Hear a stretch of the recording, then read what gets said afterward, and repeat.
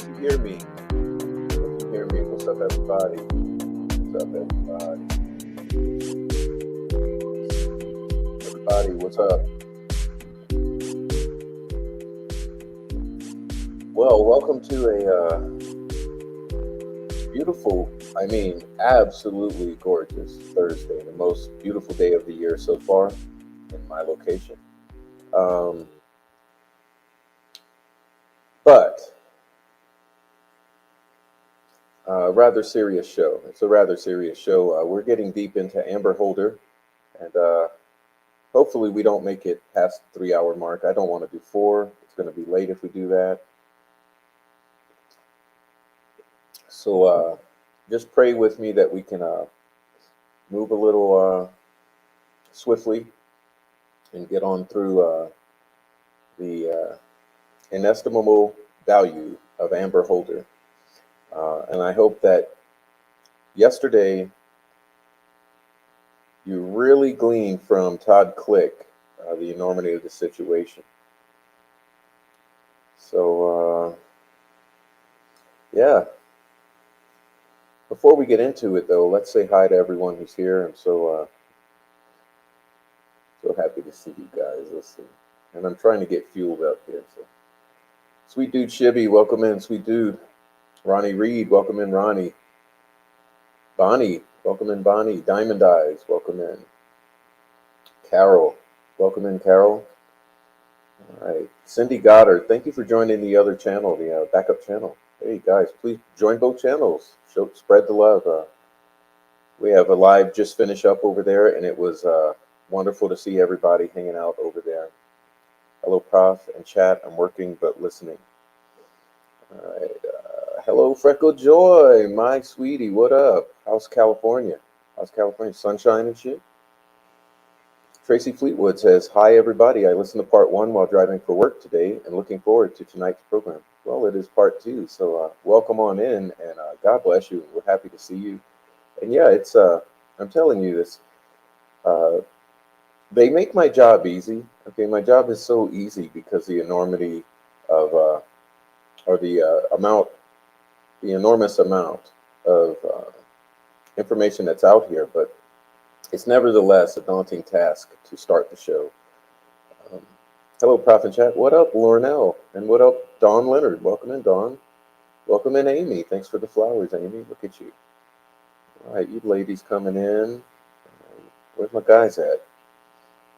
Saying hello to each other. I've had shibby withdrawals, but sleep has taken precedence earlier this week. Well, I'm sure you'll get your fill of shibby. He was flailing around his hot dogs earlier. Ronnie Reed says, hi, Amy. What up, Rochelle D? What's up, Rochelle? Coming on in. Everything's cool. All right, guys. And I said welcome. And hey, look, it's K West. What up, K West? My man's back in the house. How was Malta? Oh, please, dude. Are you back from Malta? How was Malta? I'm making it through this chat. Welcome in, Freckle Joy, saying, has anyone ever done any research on Elvis Fields? Yeah, I've been looking at some things. I don't know about the other folks. Maybe they got some goods.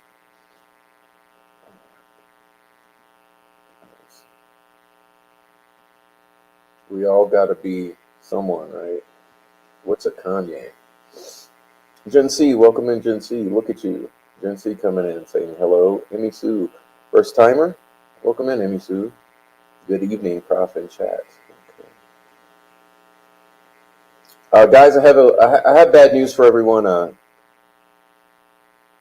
was bored about 5 minutes ago. I should be okay now. I'm somewhere with facts, and it's like, oof. Well, wherever you were, don't go back. I have I permanently kicked old douche intuition on out. We'll talk about that later. Douche crew is no longer. Curtis Hinkle, good evening to everyone. Welcome in, Curtis. What up, Curtis? All right, douche intuition crew. That's what I'm saying. Sweet dude Shibby, the douche is out. The douche is out. I have permanently kicked him out of my house. Sorry, but douche is gone. I sent him back to Arizona. Said I'm packing. Right. What up, Curtis? Oh, Amy, what up? All right, you guys. Frenchie, what up? So audio's good? Thank you so much. Yeah, right. Good thing I would have been talking the past 5 minutes without knowing. I didn't even check. Thank you, Frenchie. All right, Lauren Grantham. Welcome in, Lauren L. Come on in. Michelle, what up? What up, Michelle? I can hear you. Let's go. Criminally Focus. What up, Criminally Focus? Hey, P Diz. Well, hey, C Diz. What up, Criminally? How was your trip, too? You had a trip. You and K West, traveling motherfuckers. Boy, I tell you. What up, Diamond Eyes? Didn't I just see you somewhere earlier? Let's go. Let's go, baby. Yeah, switch that tinfoil hat.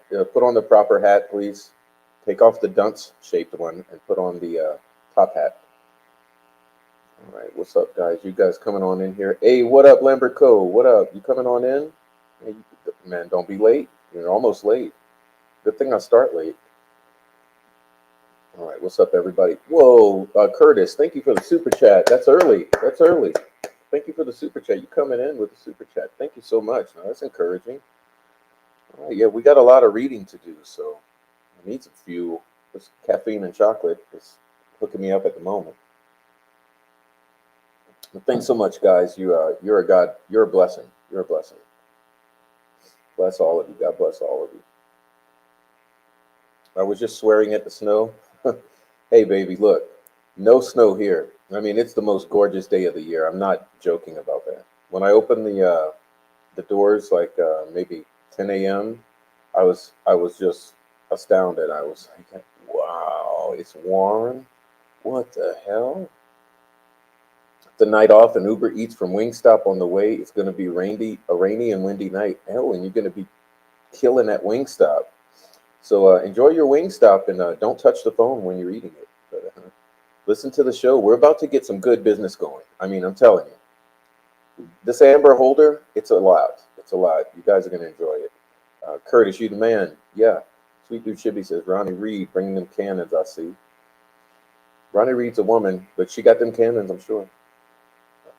Yeah, subscribe to that backup channel, you guys. Prof True Crime. Because you never know it. It's rough out here in these streets. You know how they treat us. You never know what may happen. So we need that backup channel going. Everyone needs to be there. Thank you, Cindy.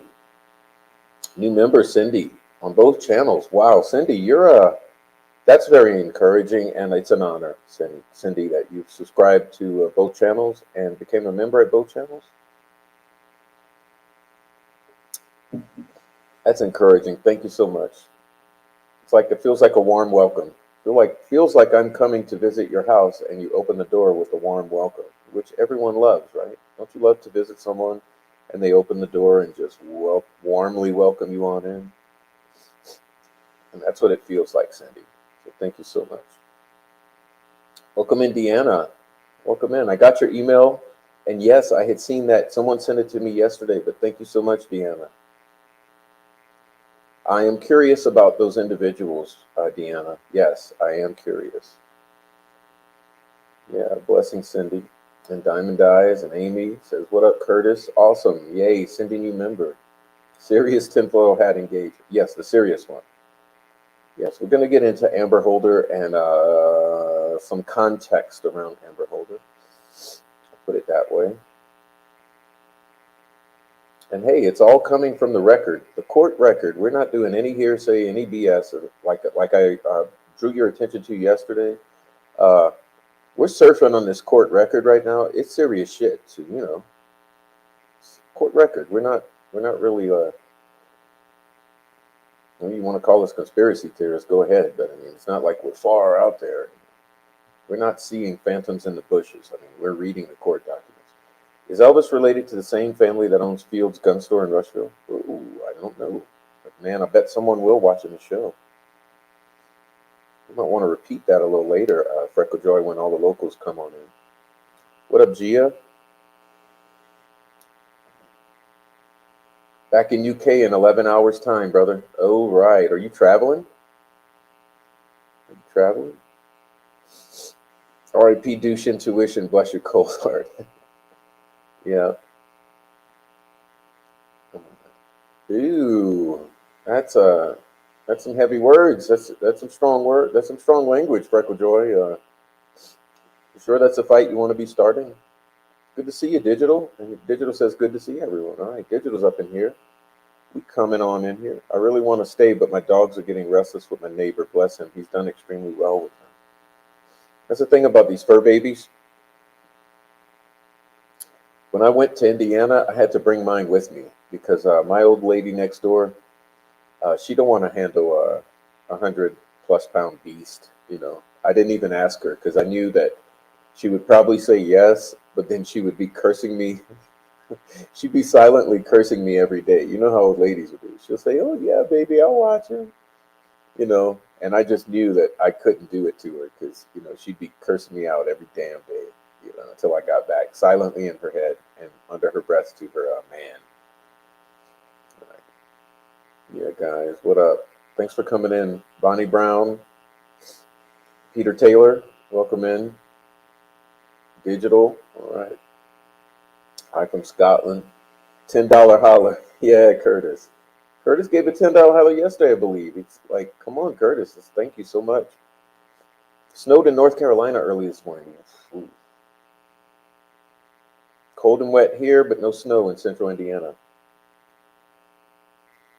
Yeah, how was the weather? I mean, I saw that there were some immense storms in the past 48 hours. So hope that was okay for everyone. Strange enough, I just heard UK is due 6 inches of snow in the next 24. Can't wait to get back. Keep it. Keep it. It's snowy, icy, raining, windy here. The groundhog should be fired. Oof. I don't like that kind of weather there. You feeling better? Good, brother. What's up, Peace? Peace is in the house. Peace is always in my house. Look, that's one thing I demand. I don't do drama.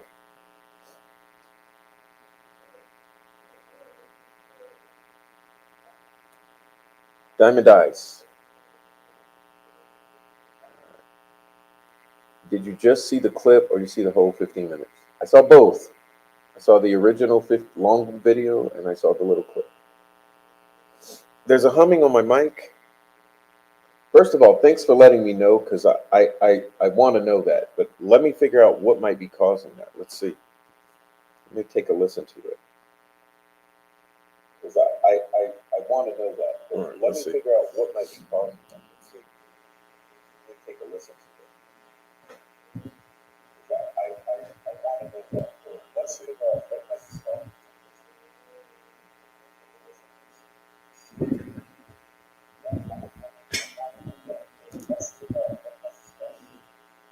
Just a moment. Let me.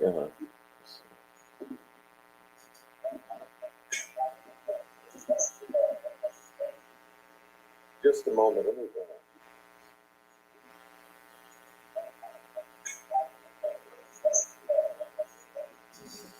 Just a moment. Let me.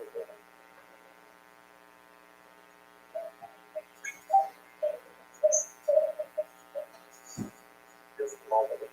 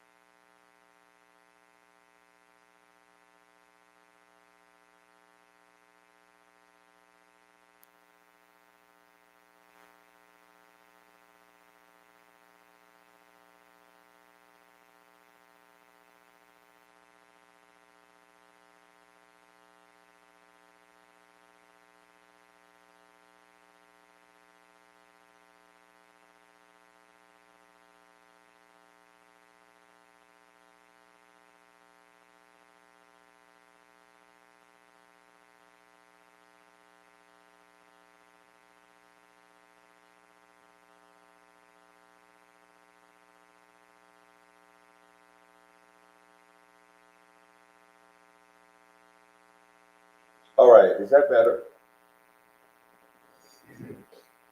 Tried to fix that, and hopefully I did. All right, is that better? So here we go. All right, that was a quite of a chore there.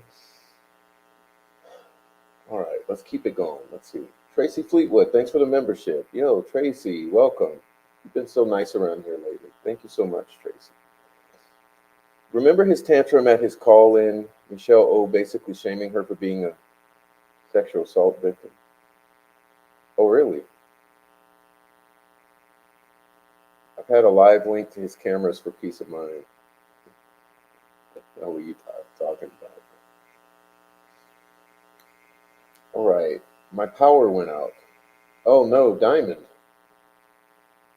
You got bad weather?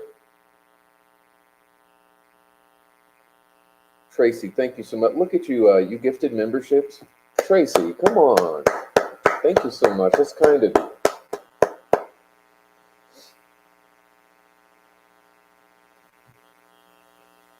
Thank you for gifting the memberships. Muted.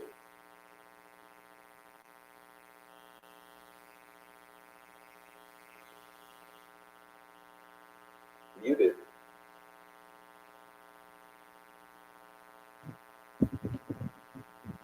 It's worse.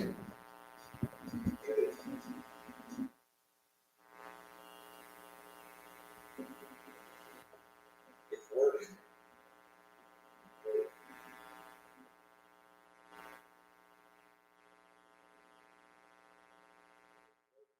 Okay, this is better.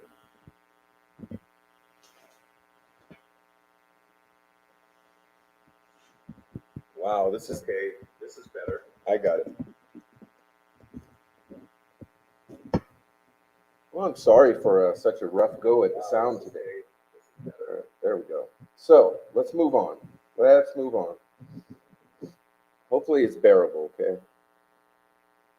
All right, so we're gonna, yeah, it's a membership bundle. Thank God, Tracy. Thank you so much. Everyone's gonna enjoy that, and that's so nice to do. The storm is coming, gonna hit a lot of people around here by surprise. Oh yeah, you'll find out. All right.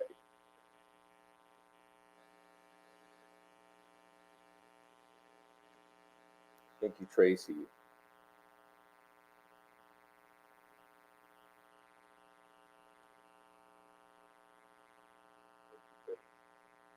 Did you see the unraveling video about Frank Meister? No. All right. Love it when a man gets caught in a lie in real time. Uh oh.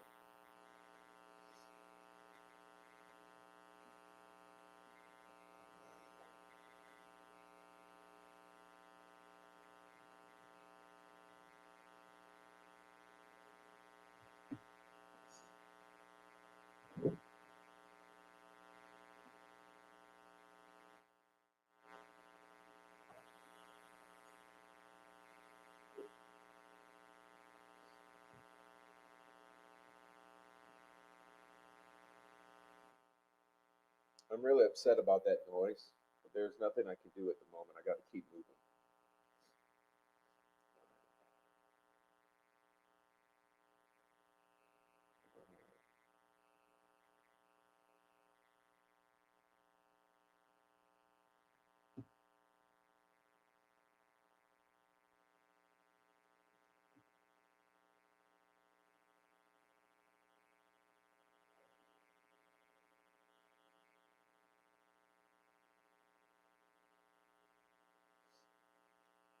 Earlier today, Diamond, I think I replied,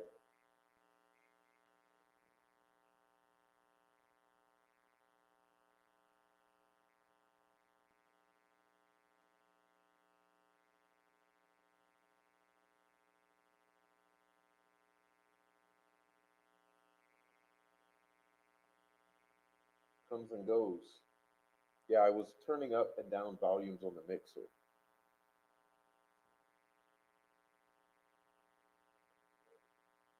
So, So, so let's give me a moment, and we'll get into business now. And I'm apologizing. I know we've got issues. I'm apologizing. Let's keep moving though. All right.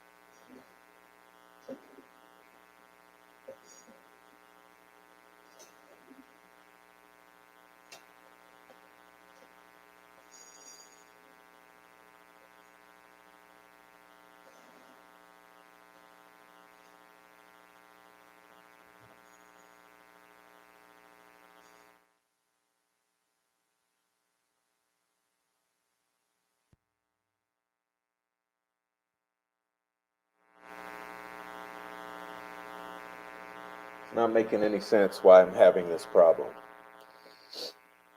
There's no power anywhere. Not making any sense why I'm having this problem. There's no power. Not making any sense why I'm having this problem.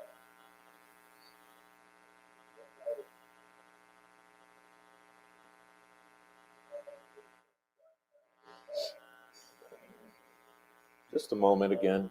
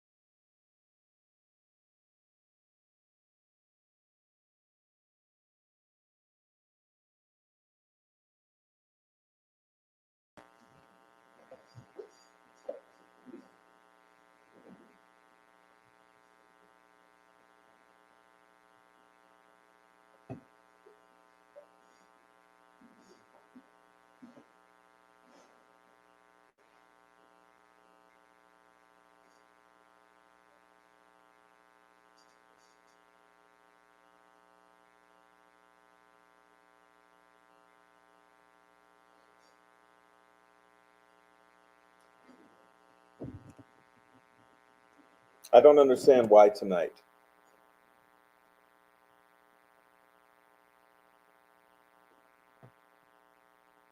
I don't understand why. Oh, tonight. You know, good idea. Hold on a minute. That's a great idea, K West. Hold on.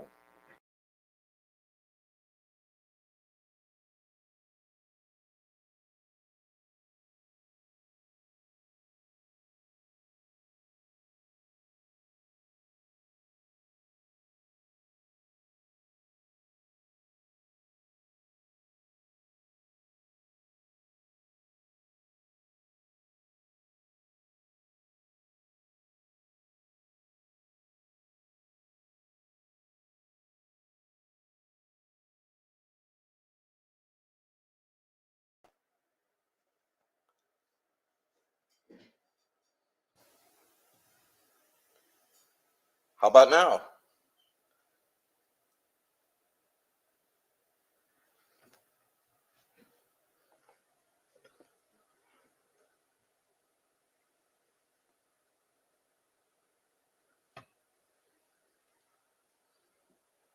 Check, check, check, check, check.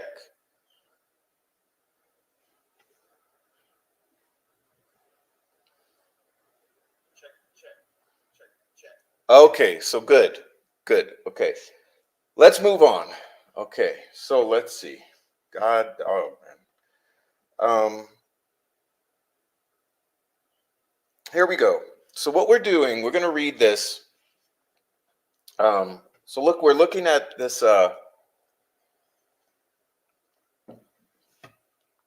from the Franks. Okay, wrong deal, wrong deal. Here we go. All right, there we go. Okay, there we go. So what we're doing now,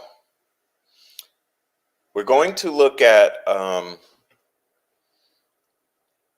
this direct examination of Amber Holder. Okay, so we're going to take it one step at a time here.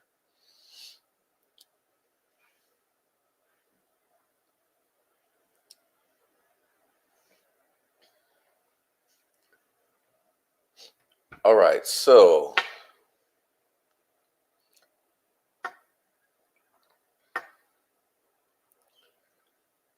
that really threw me for a loop, and I apologize, but boy, it's I'm all messed up. So let's go. So we're going to begin tonight. Okay, we're going to begin with the direct examination of Amber Holder. And thank you for everyone for helping me get that together.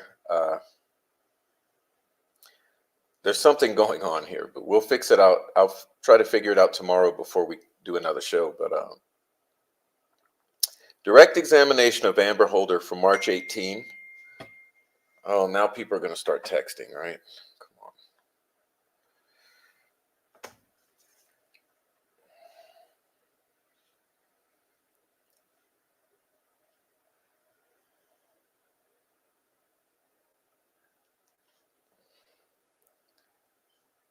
Okay. So here we go.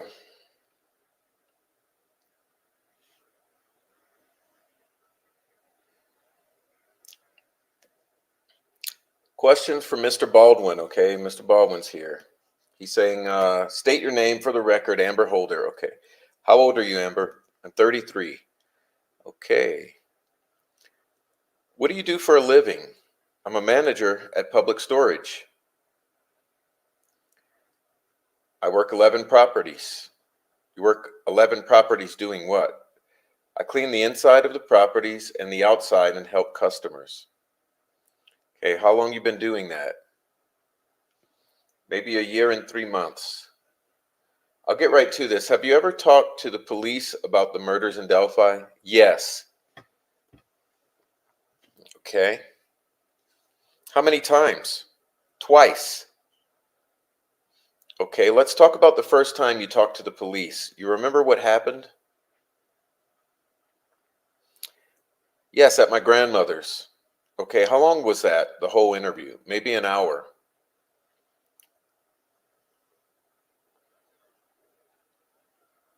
What did you talk about? And then here comes Miss Diener again. Objection, Judge. I would ask that he establish the date of this to determine the relevance of this motion. Yeah, when was it? When was it? I'm not sure. I'm not good with dates. Was it after the two girls, or was it after the girls were murdered? Yes. Were they investigating the murders? Yes. Okay. I renew my objection, says Miss Diener. It still needs to be within 2017 before the video was missing. Do you have the date that she was interviewed? No, I'm not asking. Yeah. Counsel, when was she interviewed? I think 2018. Okay, then again, that would be after. Would counsel approach, please? And then here's another damn sidebar. Okay, because this demon, Mrs. Diener, she is dead set on shutting down any facts coming out in this hearing here. Okay, all she wants to do is scuffle around the deleting of videos. She doesn't want any context or any additional facts to surface here. So the judge says, I'm sorry, I don't know how to make myself any clearer than that you've made specific allegations in your pleading that you are held to. Calling witnesses up here that have been interviewed well past that date is not well founded and it's improper. I respectfully disagree with you, Judge. I think we plead and then we prove our pleadings through other evidence. The state in its charging information didn't include every single piece of information. Judge says, that's not what we're here to talk about, Mr. Baldwin. We're here to talk about your motion and to dismiss for destroying exculpatory evidence where you claim that a document dated February 17th of 2017 of Mr. Holder and February 19th of Mr. Westfall was destroyed. That's the very narrow focus of what it is that we're here for. Yeah. And if you don't have witnesses that are going to testify to these things, you're wasting everybody's time. Mr. Baldwin says, as Mr. McClellan argued in his response, Judge, that we have to prove that the state of Indiana or the law enforcement knew back in 2017 that there was material or exculpatory evidence. Or helpful evidence, and also that there was bad faith. At the end of the road here, there is an argument to be made that back in 2017, based on everything that you have heard, that the police the police knew that there was exculpatory evidence on there, and where is that evidence? That's what I keep asking you. Where is the specific evidence? Because she wasn't interviewed until 2018. So how did the police know that in 2017 when you claim they destroyed it?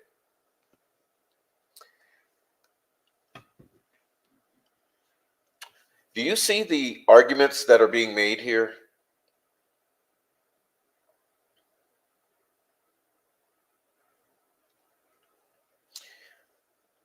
The attorney is trying to prove the nature of the standard, okay? Prove the nature of the argument, of the exculpatory nature of the evidence that was destroyed. And what are the judge and Ms. Diener doing? They're trying to bulldog that logic aside with a very narrow expectation that you only discuss something that happened in this particular month or 2 or 5 of 2017. It's garbage. It's garbage.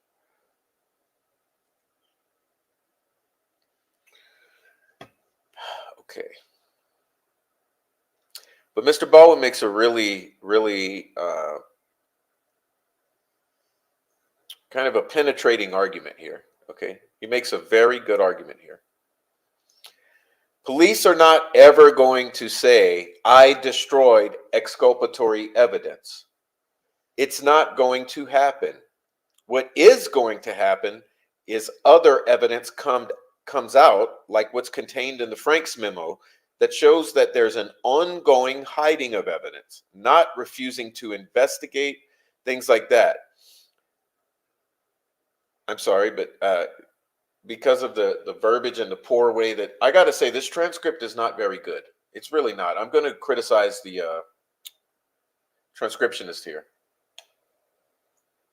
We've already encountered several typos and a couple bad phrasing choices in the transcription. Considering the high dollar of this transcript, it's infuriating. Okay. So let's back this up. Police are not ever going to say, I destroyed exculpatory evidence.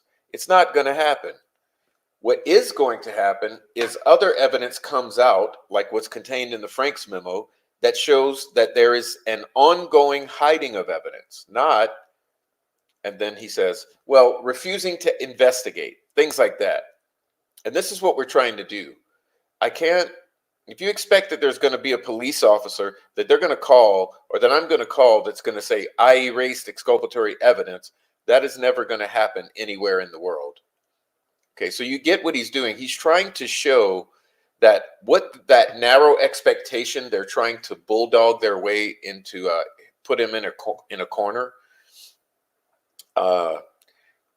He's just bringing the reasonability here. He said they're never going to say I erased exculpatory evidence.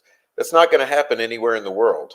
Okay, Miss Diener, here she comes again with garbage. Okay, Judge, he has to show that it's exculpatory evidence based on what was known on that date or in that time frame before we have to show that it was not the result of bad faith. And if he shows it's exculpatory, bad faith doesn't even matter. If he can't show exculpatory and or in the potentially useful category, that we get to show that it was not as a result of bad faith. So his first burden is to show that it is materially exculpatory, the video that's missing. That's his burden. And that's what he's trying to do. That's what he's trying to do. But you see where her mind is, okay? You see where her mind is. She's extremely aggressive in trying to railroad this guy. Like, she doesn't want to learn that interview was exculpatory, which is about to be proven. In my opinion, okay, Baldwin proved everything.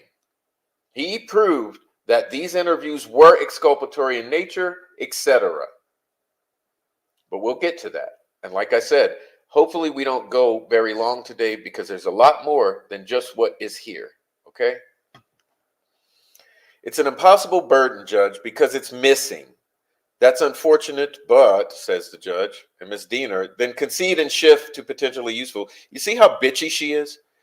I mean, this Ms. Diener, she's a real fucking cunt. She really is. How are you going to tell this man what to do? Then concede and shift to potentially useful? Well, how about let the judge tell him what to do, okay? Let the judge tell him. It's not your courtroom, Diener. That's what the case law says, Mr. Baldwin. Well, I can't change the case law. Well, this is how we prove it is, by showing other evidences of police behavior, bad behavior. Not, and then you can surmise as a judge, well, if this all happened then, it could have happened back then. I'm sorry, that's not what the case law indicates. No, that is not what the case law says, sir. And if that's all you have, then we're done. Then I will offer to prove. No, then we're done if that's all you have. I'm going to offer to prove, Judge, and offer to prove, and then we will be done. We are done, sir. All right, Bulldog. Keep on. For the record, they have a right to offer to prove so that the Court of Appeals can understand. You know what we're doing, and we will have no record unless I offer to prove, Judge. Okay, you see that? You see that? You see that shit? Do you see it? You see what she tried to do? You see what they both tried to do?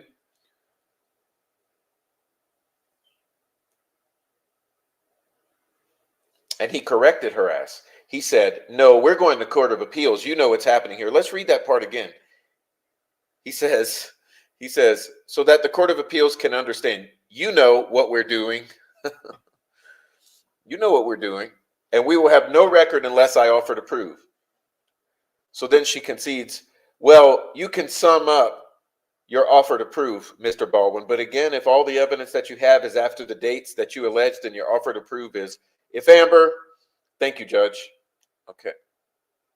So let's go here let's get to the meat and potatoes here. If Amber Holder were allowed to testify, she would tell you that police, including Jerry Holman and the other people that were deposed by the defense counsel in August of 2023, have never talked to Amber Holder since August of 2023. She would testify that Brad Holder talked about the Delphi case, that Brad Holder told her that he and Patrick Westfall had a falling out over a ritual in the woods near a river because Patrick Westfall wanted to up the ante from animal sacrifices. If Amber Holder were allowed to testify, she would tell you that Patrick Westphal, according to Brad Holder, committed these crimes. He is protected by powerful people. She would also testify that she saw on Brad Holder's phone girls that he knew that he posed on the ground with sticks, and that she knows are runes from her own heathenism belief system. That were runes on these girls in the form of sticks. Oh, where have we seen that before? And that he had them on his phone, and there were multiple photos on his phone. And finally, that she would also testify that Brad Holder knew Abby Williams much better than he told police. He told her that he met her several times. That is the end of my offer to proof in this witness. Thank you. Do you have any questions for her?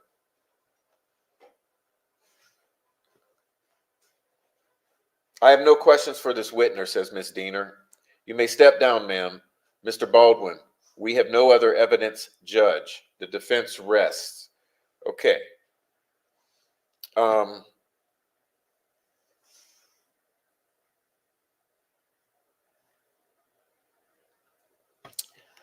sorry, Judge. I apologize. I wanted to ask the court to take judicial notice of the Frank's memo as it relates to this request to dismiss charges that included Jerry Holman's deposition. I would also ask for the court to take judicial notice. Well, I was going to move to admit, I think the Frank's memo. Taking judicial notice of that will be sufficient for what I need to do and argue. Thank you. When did you file the Frank's motion? September 18, 2023. All right, I will take judicial notice of that specific Frank's motion filed September 18, 2023. And the exhibits contained in it, Judge, says Mr. Baldwin. And also, as also part of it. Oh, and that supplemental Frank's, the second Frank's motion as well, we'd ask for, and its exhibits as well, that was filed, I believe, October the 3rd, 2023.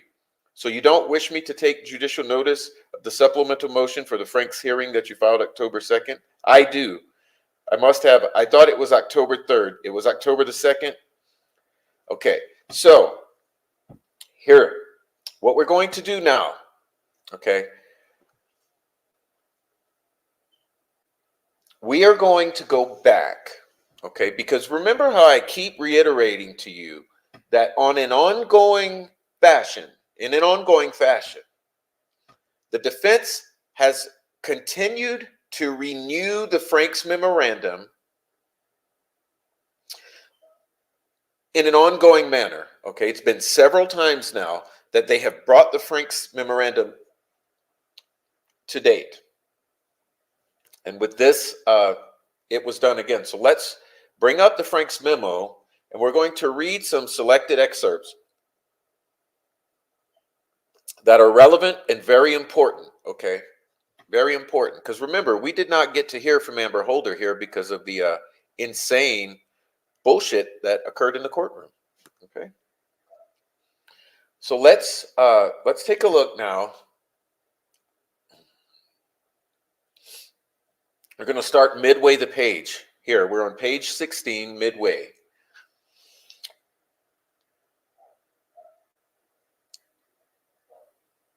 Unified Command's failure to vigorously pursue the obvious links between the crime scene and Odinism is even more inexplicable when evidence known to law enforcement included information about another Odinite named Patrick Westphal, who was living in Delphi very close to the murder scene on February 13th, 2017. Okay. Evidence known to Unified Command included the fact that fellow Odinites Patrick Westphal and Brad Holder were close friends as late as January 21st, 2017. However, that friendship ended very abruptly in February of 2017. The schism in their friendship resulted from a fight that occurred between Holder and Westphal in February 2017, where Holder, and Westphal were in the woods near a river conducting a ritual. One of them said or did something the other did not agree with, and they no longer talked to each other. The river was near Patrick's house. An intoxicated Brad Holder shared this disturbing information with his ex-wife, Amber Holder. Amber Holder then relayed this disturbing information to law enforcement who were not part of Unified Command in 2019. These officers then relayed this disturbing information to Unified Command. Liggett concealed this information from Judge Diener. Okay, what was this disagreement about? Well, let's go back. Okay, let's go back.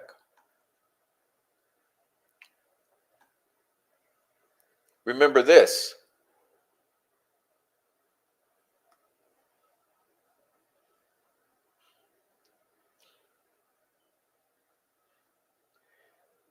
She would testify that Brad Holder talked about the Delphi case, that Brad Holder told her that he and Patrick Westphal had a falling out over a ritual in the woods near a river because Patrick Westphal wanted to up the ante from animal sacrifice. What does that mean? What does it mean to up the ante from animal sacrifice? Well, what's beyond animal? What is beyond animal sacrifice? Okay, that's what the issue was, the big fight in February of 2017. Yeah, are you guys picking it up? You guys picking it up? In 2019, Unified Command learned that in a totally different conversation with his ex-wife, Brad Holder pointed the finger away from himself and directly at Patrick Westphal as being the person actually responsible for the murders of Abby and Libby.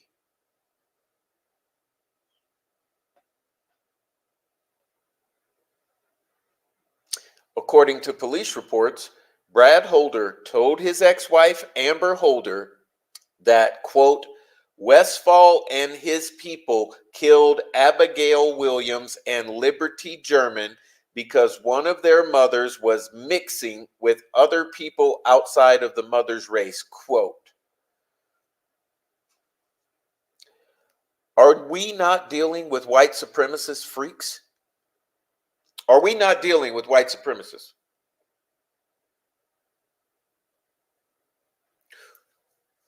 So the falling out in February 2017 was because during a ritual near a creek, Patrick Westphal wanted to move on and up the ante from animal sacrifice. Brad told Amber that Westphal and his people killed Abigail Williams and Liberty German because one of their mothers was mixing with other people outside of the mother's race. Furthermore, Unified Command was aware that Brad Holder had told Amber that, quote, I can only protect you so much if you keep asking questions. In other words, shut the fuck up or you're dead. Brad Holder further told his ex-wife Amber that Patrick Westphal had many people backing him. Let's go back to this one.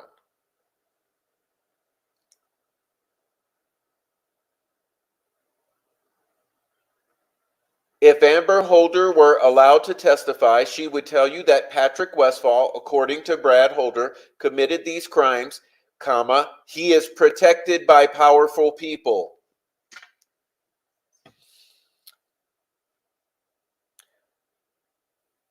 Brad further told his ex-wife Amber that Patrick Westphal had many people backing him up, and that Westphal also had powerful friends.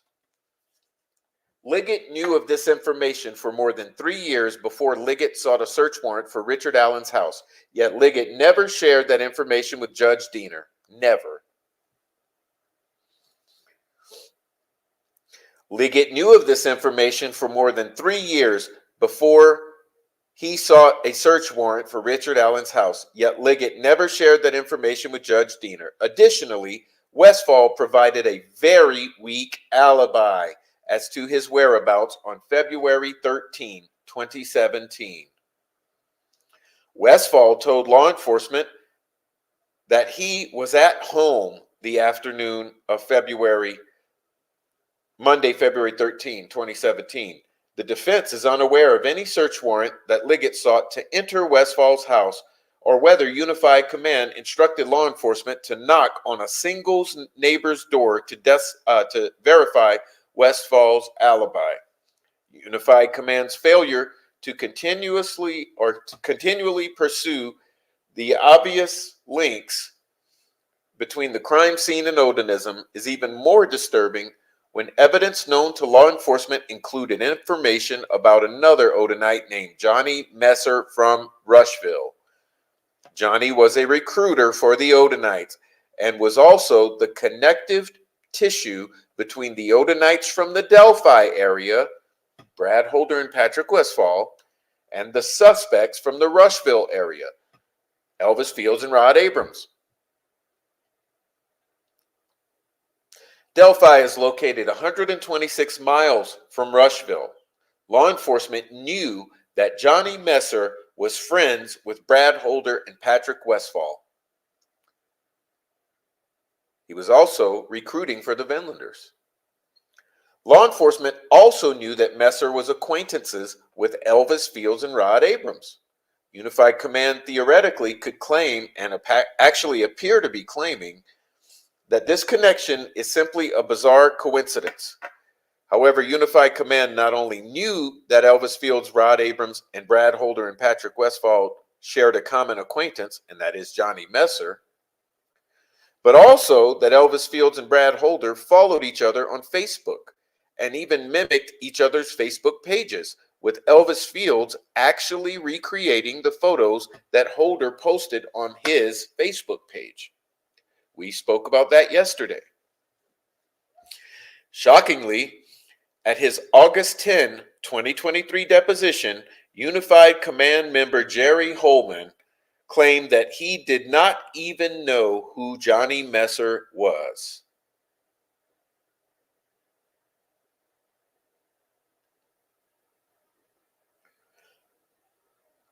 Jerry Holman claimed that he did not even know who Johnny Messer was in August of 2023, nor what the evidence showed of Messer's possible role in the murders of Abby and Libby. It is additionally infuriating that Johnny Messer was cleared as a suspect in the murders when considering these facts.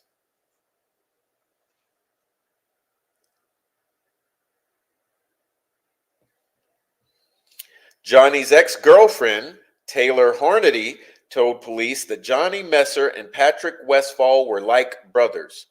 You remember Taylor from our discussion yesterday.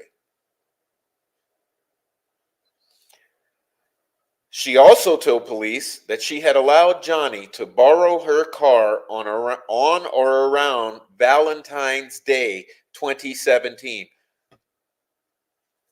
Think now. Taylor allowed Johnny Messer to borrow her car on or around Valentine's Day of 2017. That means when the girls were potentially murdered. And that Johnny drove her car up there to hang with his Vinlander friends. What does up there mean?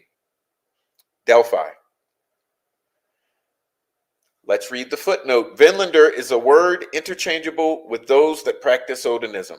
As State Trooper Roland Purdy stated in his deposition, all members of Vinlanders are also Odinists.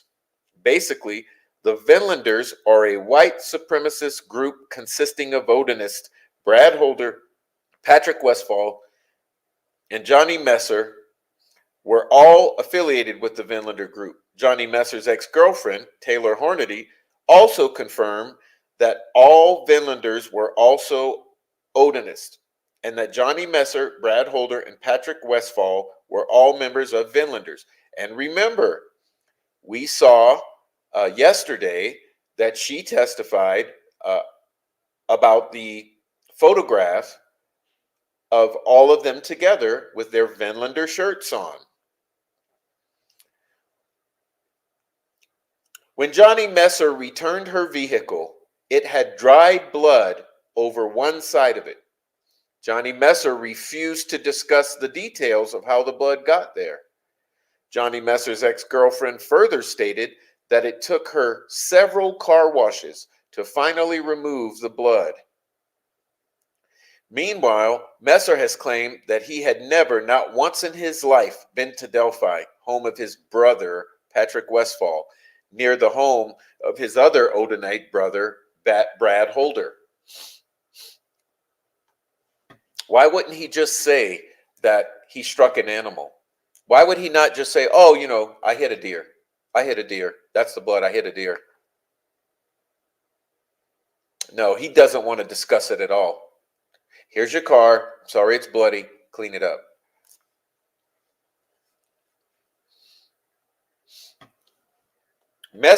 Okay, now we're moving on. Messer's ex-girlfriend also told law enforcement that Brad Holder and Johnny Messer were two of the most violent people she knew and were fully capable of having been involved in the murders. So Taylor Hornady, who gave up a phone that showed the kidnapping in Indianapolis of someone, Taylor Hornady, who loaned the car to Messer that came back bloody, which required several washings, says Brad Holder and Johnny Messer were two of the most violent people she knew and were fully capable of having been involved in the murders. Johnny Messer's ex-girlfriend further stated that a motive for their involvement in the murder of Abby and Libby might be the concept of blood in and blood out, which means social acceptance into their secret circles. All of this information was relayed to Liggett and the Unified Command team. Yet Unified Command provided no guidance as to what to do to capitalize on this information in order to work towards solving the murders. Additionally, Unified Command learned that Johnny Messer's ex-girlfriend had been listening to and recording Johnny Messer's phone calls. Why would she do that?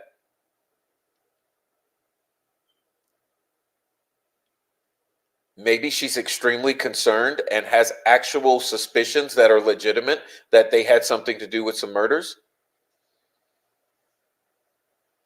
Police secured the phone and listened to 3 phone calls involving Johnny Messer. In 2 of those phone calls, Messer was, quote, offering money to other people to find someone so they can be injured or killed. The 3rd call involves Messer bragging about holding a subject hostage and shooting them at his house. Okay. In 2 of the phone calls, he's trying to offer money to people to find someone so they can be injured or killed. In the 3rd call, he's bragging about holding someone hostage and shooting them at his house. Essentially, Unified Command said nothing to see here regarding Johnny Messer and issued no search warrants for his home. None have been disclosed to the defense, nor did they attempt to utilize an age-old investigative tool referred to as an interrogation. Now, that's pretty snarky for whoever wrote this. That's pretty funny. Nor did they attempt to utilize an age-old investigative tool referred to as an interrogation to pursue the truth about the involvement of Johnny Messer, Brad Holder, or Patrick Westphal in these crimes. Many more shocking facts concerning this so-called investigation will be revealed in the body of the memorandum. Okay, and now we're going to skip ahead. Let's take a look at page 53. At the bottom, the 12-page Odin report. As part of discovery, the defense received a 12-page Word document that provided a summary of Trooper Kevin Murphy's investigation of the Odinite angle. Over time, for reference purposes, the defense has come to call this document the Odin report. Therefore, to more clearly reference this document throughout the rest of this memo, the defense will use the moniker the Odin report when discussing this report. The Odin report was created by Indiana State Trooper, that's ISP for you in the back, Kevin Murphy, who thankfully was independently curious. The Unified Command, through Liggett and Hammond, had concluded by March of 2017, 1 month after the murders, that Brad Holder should be cleared as a suspect, as will be detailed later. But what did Doug Carter say? We haven't cleared anybody? Nobody's been cleared? Further, Unified Command had claimed that it had concluded very early on, probably in March of 2017, 1 month after the murders, that Odinites were not involved. But no one's been cleared? Despite Liggett and Holman clearing Holder as a suspect in March of 2017, although no one's been cleared, and despite a mystery Purdue professor, who's no longer a mystery, Professor Turco, dismissing all the links between Odinism and the murders, which didn't happen, Murphy pressed on. Murphy began investigating a man named Elvis Fields down in Rushville, Indiana, 126 miles away from Delphi. The fruits from this investigation ultimately boomeranged Murphy, as well as law enforcement officers Greg Ferenczi and Todd Click, back to Brad Holder. What are the odds? Let's remember what's being said here, okay? Murphy began investigating a man named Elvis Fields down in Rushville. The fruits from this investigation ultimately boomeranged back to Brad Holder and back to Odinism. Does not that have a little more substance than going after him for the Odinism and because of Holder? Murphy, Ferenczi, and Click's dogged pursuit of the truth is what we citizens and those accused of crimes should expect out of law enforcement. These honorable law enforcement officers were knocking on doors and conducting interviews, going wherever the evidence led them. Immediately following an interview, Murphy would reduce key aspects of that interview into a Word document. Over time, the Odin report grew from a single page, from his first interview with Mary Jacobs, to 12 pages, with the last pages used for summing up his thoughts from all the interviews he had conducted. The defense has attached this document to this memorandum and marked it as Exhibit 36. And I will remind you, listeners, remember that as Mr. Baldwin asked that this be noted, he also asked that all of the exhibits be included.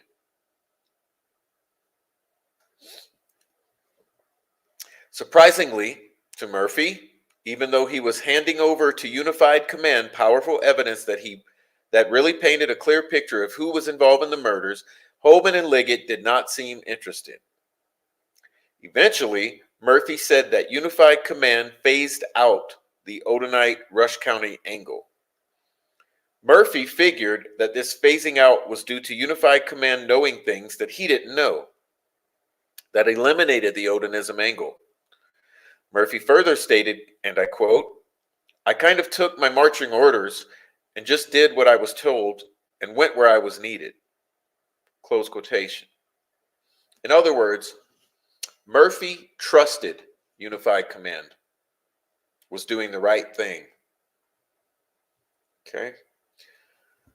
The defense would encourage the court to stop and review this document before continuing to read this memorandum as the Odin report will be discussed over the next several pages. Well, if she didn't really thoroughly read this 136 pages, why would she read the 12? If she didn't take this document seriously and this information, why would she care about the 12?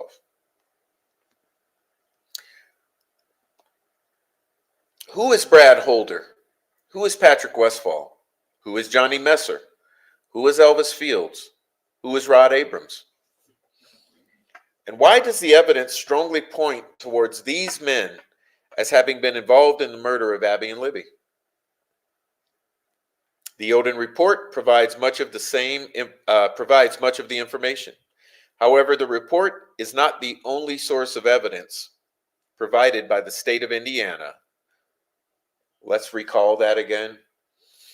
However, this report is not the only source of evidence provided by the state of Indiana that links these men to the murders. The investigative fingerprints of Todd Click and the late Greg Ferenczi, rest in peace, are prominently peppered throughout the Odin report as well. Click also prepared a roughly 85-page report and delivered it to Unified Command. So not only the 136 pages, not only the 12 pages, but an additional 85 pages by Todd Click. However, the defense didn't receive this document until September 8, 2023, nearly 10 months after the defense counsel entered their appearance. The defense will now show what Liggett and the rest of Unified Command knew but refused to act on. This information is also what Liggett concealed from Judge Diener. The defense will include the evidence that links these men to the crime scene and to each other, including the intimate knowledge that these men had of the crime scene that only someone who had been at the crime scene would know. And that's a major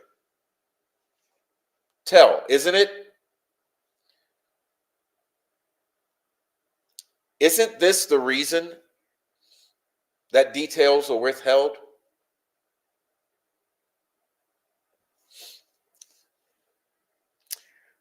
Brad Holder's connection to the crime scene. Brad's son, Logan Holder, was dating Abby Williams at the time of the murders. That's not strange at all. Nobody denies this fact. Amber Holder, for example, discusses this fact on page 9 of the Odin report. Remember, we're discussing in this episode Amber Holder.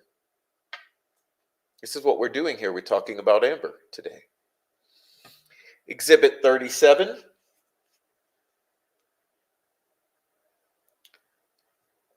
is a document memorializing the only known interview of Brad Holder concerning the Delphi murders, at least through August 30th, 2023. In that document, it is learned Brad Holder details that he was usually in Delphi every weekend visiting his friend, Patrick Westphal, and attending, as a true, religious ceremonies at Patrick Westphal's house, usually on Sundays.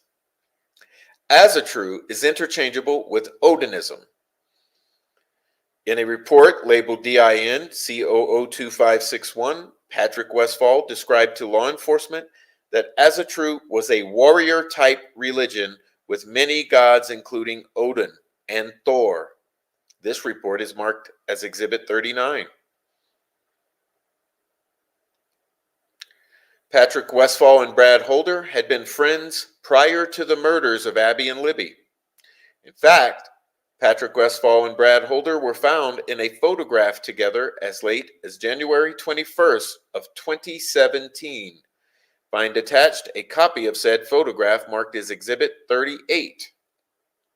Murphy noted on page 11 of the Odin report that Westphal appears 10 times in pictures that Holder posts on Facebook prior to February 13th, 2017. However, after February 13th, 2017, Westphal does not appear in any of Holder's posed photos. What happened to the friendship of Brad Holder and Patrick Westphal? Amber Holder tells a very disturbing story. Remember, we're here to talk about Amber.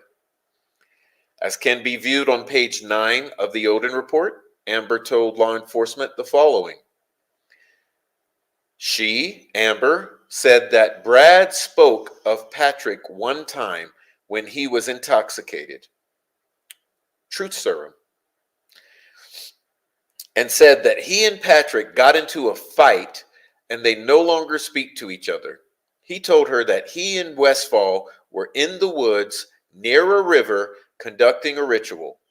One of them said or did something that the other did not agree with, and they no longer talked to each other. She said the river was near Patrick's house. Note, Brad has a Facebook post with him and Patrick together on January 21st, 2017. Yes, and also note what we read earlier, that let's go back because we're cross-referencing.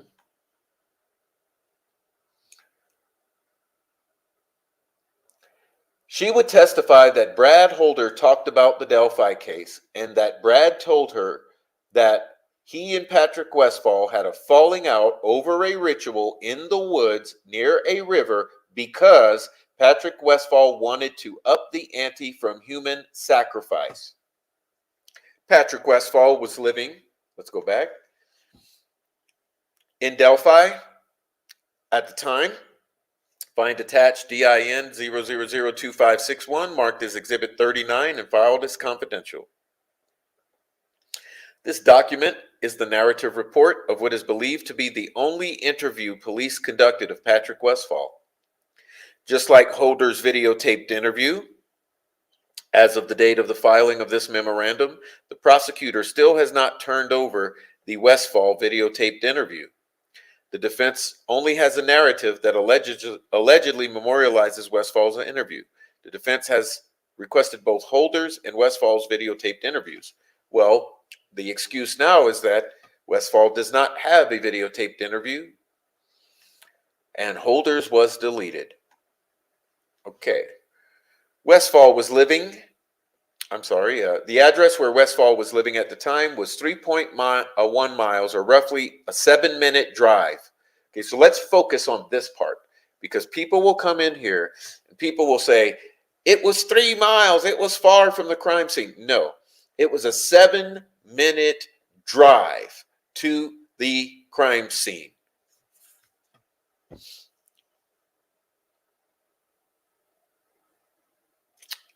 Let me ask you, if you were to consider a 7-minute drive into some place here, okay, let's say your nearest Walmart. Would you say that your nearest Walmart is about a 7-minute drive? Is that close or is it very far? Think of some place 6 or 7 miles away. 6 or 7 minutes away. Okay, 6 or 7 minutes drive, which is the closest entry point to the cemetery, which is the closest entry point to where the girls were murdered. Find attached a copy of Google Maps showing the pins dropped at Westfall's address and close to where the girls were found, marked as Exhibit 40 and filed as confidential. Yeah, and I bet if you're in a rush, it could be a 5-minute drive. As we know from Exhibit 37, attached to the memorandum, Brad Holder admitted that he spent every weekend hanging out with his friend Patrick Westfall in Delphi and participated in as a true religious ceremonies on Sunday with Patrick Westfall. The girls were abducted allegedly on Monday. So what if what happened is this was a Sunday event? What if it was indeed a Sunday? Have we thought about that? 12th instead of 13th? I think we've been saying that for 7 years.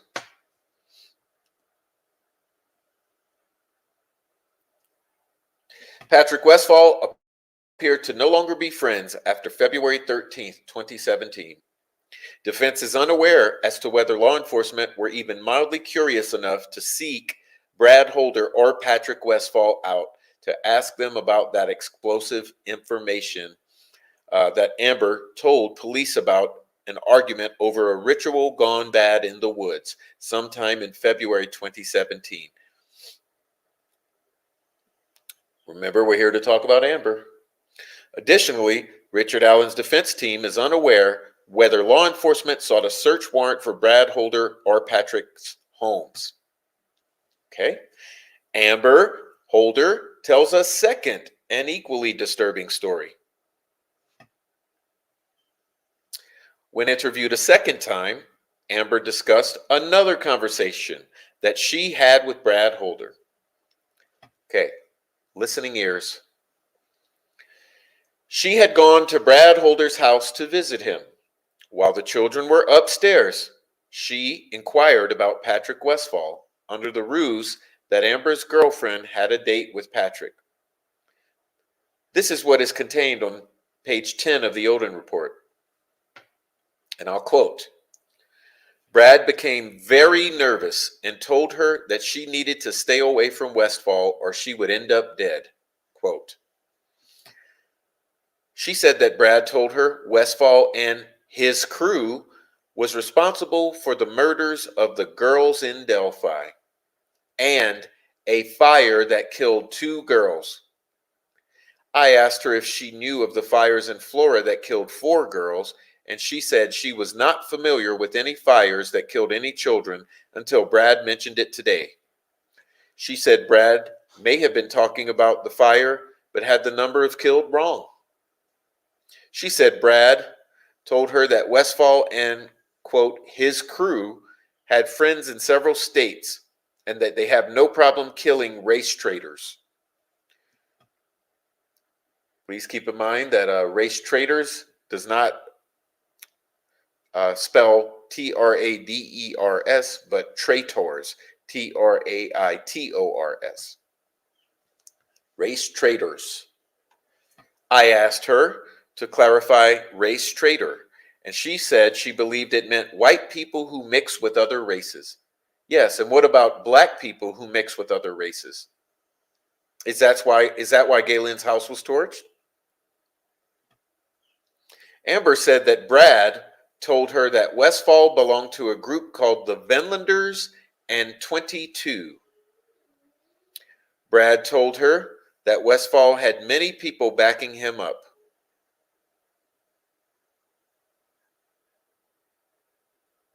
And powerful friends.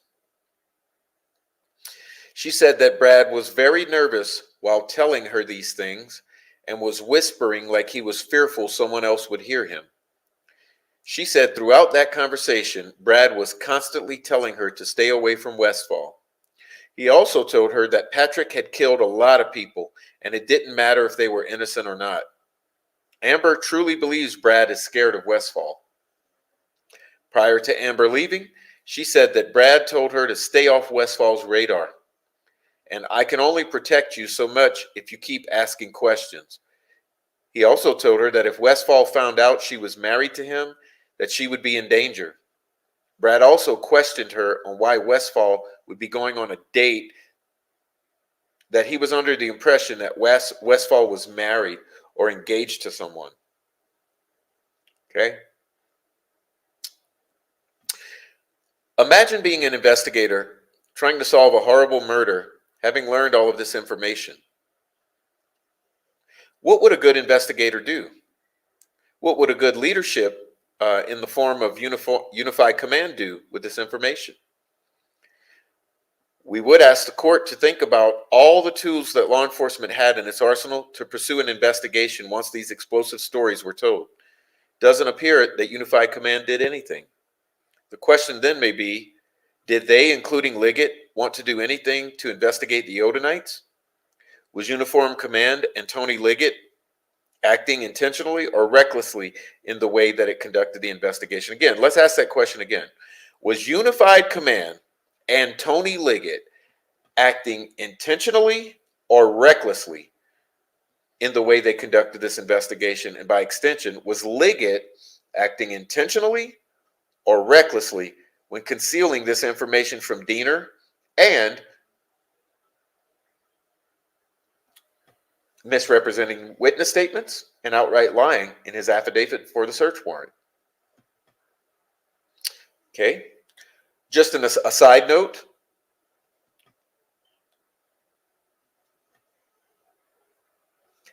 when she says that Westfall belonged, look at the top here. She says, Amber said that Brad told her that Westfall belonged to a group called the Vinlanders and 22. Well, I think that was her mistake. It would be the Vinlanders and 28. Okay. 28 stands for BH. Do you know what BH stands for? Blood and honor. Okay. Blood and honor. BH. Okay, another white supremacist organization. I mean, this guy is clearly a white supremacist nut. Okay, so we're talking about the Vinlanders, which is a white supremacist, as a true out branching of the Odinist, and Blood and Honor, 28. Okay, so that's her mistake there, but why would she remember something like that? Okay. Okay, now let's move on. One more excerpt here. Oh, well, Sleuthie is adding a detail here that I didn't know. She says they were calling themselves Firm 22 as well, so possibly that's it. I don't know because I'm not involved with these people, but we know that there are ties to Blood and Honor. We know that there are ties to American Guard. We know that there are ties to Asatru and Vinlanders and the motorcycle clubs, which I will not name here. Okay. Almost done here. Let's move on. Next page.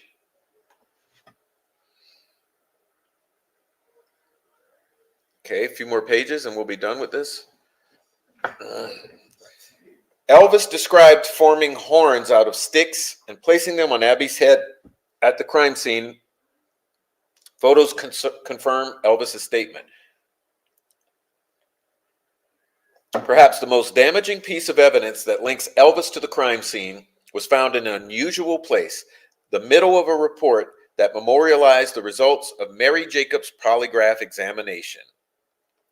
A copy of said report is attached to this memorandum and marked as Exhibit 96 and filed as confidential.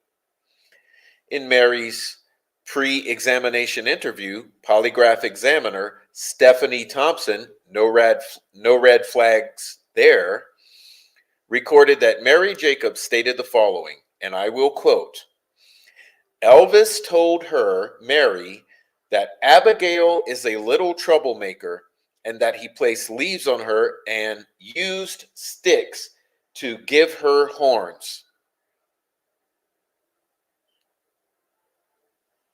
Horns and antlers are common symbols used in pagan rituals, and Brad Holder himself displayed the Odinite fascination with horns on his Facebook posts. Find attached Exhibit 97 from Brad Holder's Facebook page. As you can see, the middle photograph is an image of a person with small stick-like antlers on top of their head. Find attached a close-up photograph of Abby's head from the crime scene. See Exhibit 98, close-up photograph of sticks above Abby's head from the crime scene, marked as confidential. From a distance, it may not be immediately noticeable. However, upon closer inspection, it is obvious that someone involved in the killings intentionally placed small, and I mean tiny, sticks from a tree on top of Abby's hair to resemble horns or antlers. The horns from sticks on Abby's head look similar to the image found on Holder's Facebook page, Exhibit 97. And remember that Elvis Fields was extremely fond of habitually replicating or mimicking or duplicating Holder's Facebook posts. The defense has not viewed one single report that discusses the sticks placed atop Abby's hair shaped like horns or antlers being compared with Elvis's statement to his sister that he shaped sticks into horns on Abby. Therefore, the presumption is that Unified Command never figured this shit out. Trooper Purdy was present at the polygraph examination, but was not able to watch the examination, and therefore would not know about Elvis's words to his sister, Mary, about using sticks to form horns on Abby. Rather than now being curious in the year 2023 as to how Elvis knew such a thing and then using this new information as a basis to secure a search warrant or even an arrest warrant on Elvis when factoring in all the other evidence. Sadly, it is expected that law enforcement will do the exact opposite of being curious. It is expected that law enforcement will claim that the photograph does not prove anything, or that the defense is exaggerating the photograph. Well, that's exactly what they and their YouTube shills are doing. Perhaps Unified Command will huddle together and establish the go-to party line stance on how to deal with the problems created with the polygraph examination information and the photo of sticks formed as horns on Abby's head in the crime scene photographs. And you can bet your ass that they have. They have also passed those talking points on to the YouTubers. It would be refreshing if someone in Unified Command could stop worrying about how the public would view their incompetence. Huh, Doug Carter? Admit to mistakes. Huh, Doug Carter? And perform the type of police work that should have been performed 6 years ago. Huh, Doug Carter? Jerry Holman? Tony Liggett? David Vito?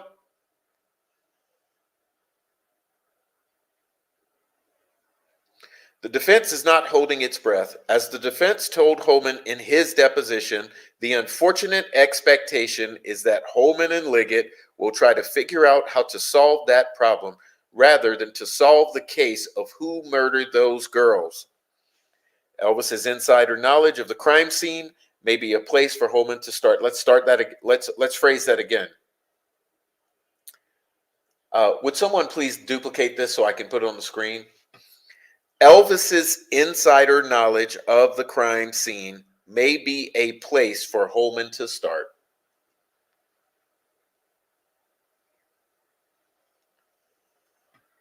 Elvis's insider knowledge of the crime scene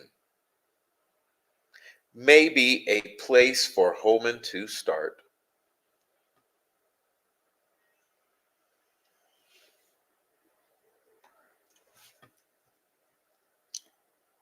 Again, part of the Frank's analysis involves the court reviewing the behavior of law enforcement to determine whether Liggett intentionally concealed and falsified evidence in Liggett's affidavit for a search warrant. Liggett and Holman and the rest of Unified Command's reaction to the information contained in the polygraph examination concerning sticks formed into horns on Abby's head may very well reveal whether Liggett is interested in the truth or in burying the truth, which again is part of the Frank's analysis, isn't it?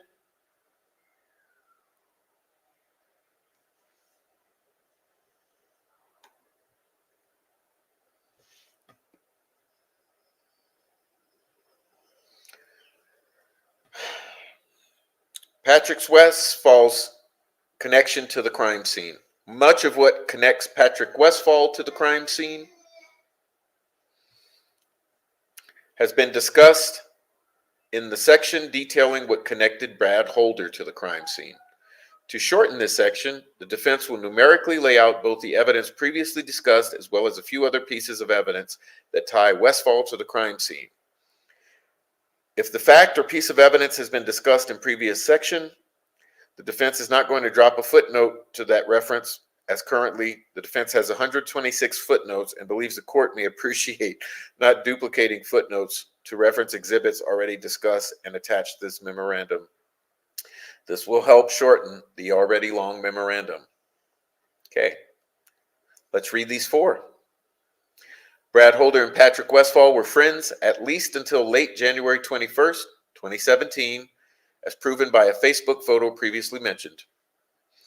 However, according to Amber Holder, remember we're here to discuss Amber Holder today.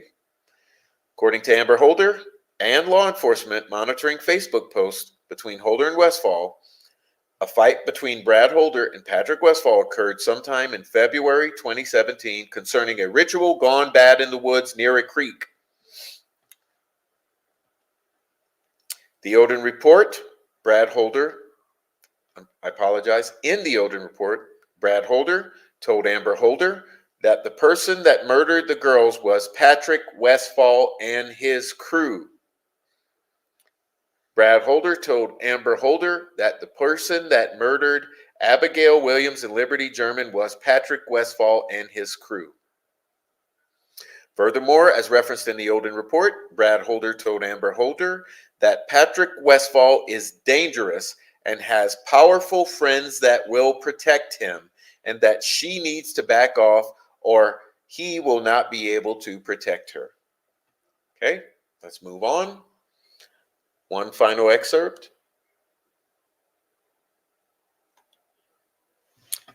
Part 3, Liggett concealed and falsified evidence in his affidavit for a search warrant.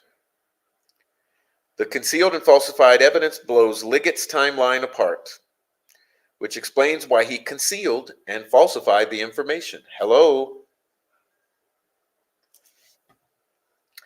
For Liggett's timeline to work and to place Richard Allen on the High Bridge at 2:13, the time of the famous alleged down the hill video, Liggett desperately needed Betsy Blair to describe a man on the High Bridge that looked like Richard Allen, and perhaps more importantly, needed Betsy Blair to describe a car that she observed at the CPS parking lot that looked like Richard Allen's black Ford Focus. Betsy Blair's description of the man she observed on the High Bridge around 2 p.m. looked nothing like Richard Allen. Let's repeat that again. Betsy Blair's description of the man she observed on the Monon High Bridge around 2 p.m. looked nothing like Richard Allen. Liggett concealed this information from Judge Diener. Betsy Blair's description of the vehicle she observed at the CPS parking lot looked nothing like a black Ford Focus. Liggett also concealed this information from Judge Diener. For good measure, Liggett also lied about what Sarah Carbo observed at 3:57 p.m. that also blew up his timeline. Betsy Blair's first description of the man she saw on the bridge was memorialized in sketch number 2, illustrated on February 17th, 2017, 3 days after the girls were found, but not released to the public until April 22nd, 2019, following Superintendent Doug Carter's press conference. On February 17th, 2017, Betsy Blair met with the state police sketch artist Taylor D. Bryant and provided a description of the man she observed from 50 feet away on the Monon High Bridge. The same man that Liggett claimed in his affidavit was the killer. Betsy Blair told the sketch artist that the man she saw or observed was a white male, age 20, had brown curly hair, medium build. Let's review that. A white male, age 20, with brown curly hair, medium build.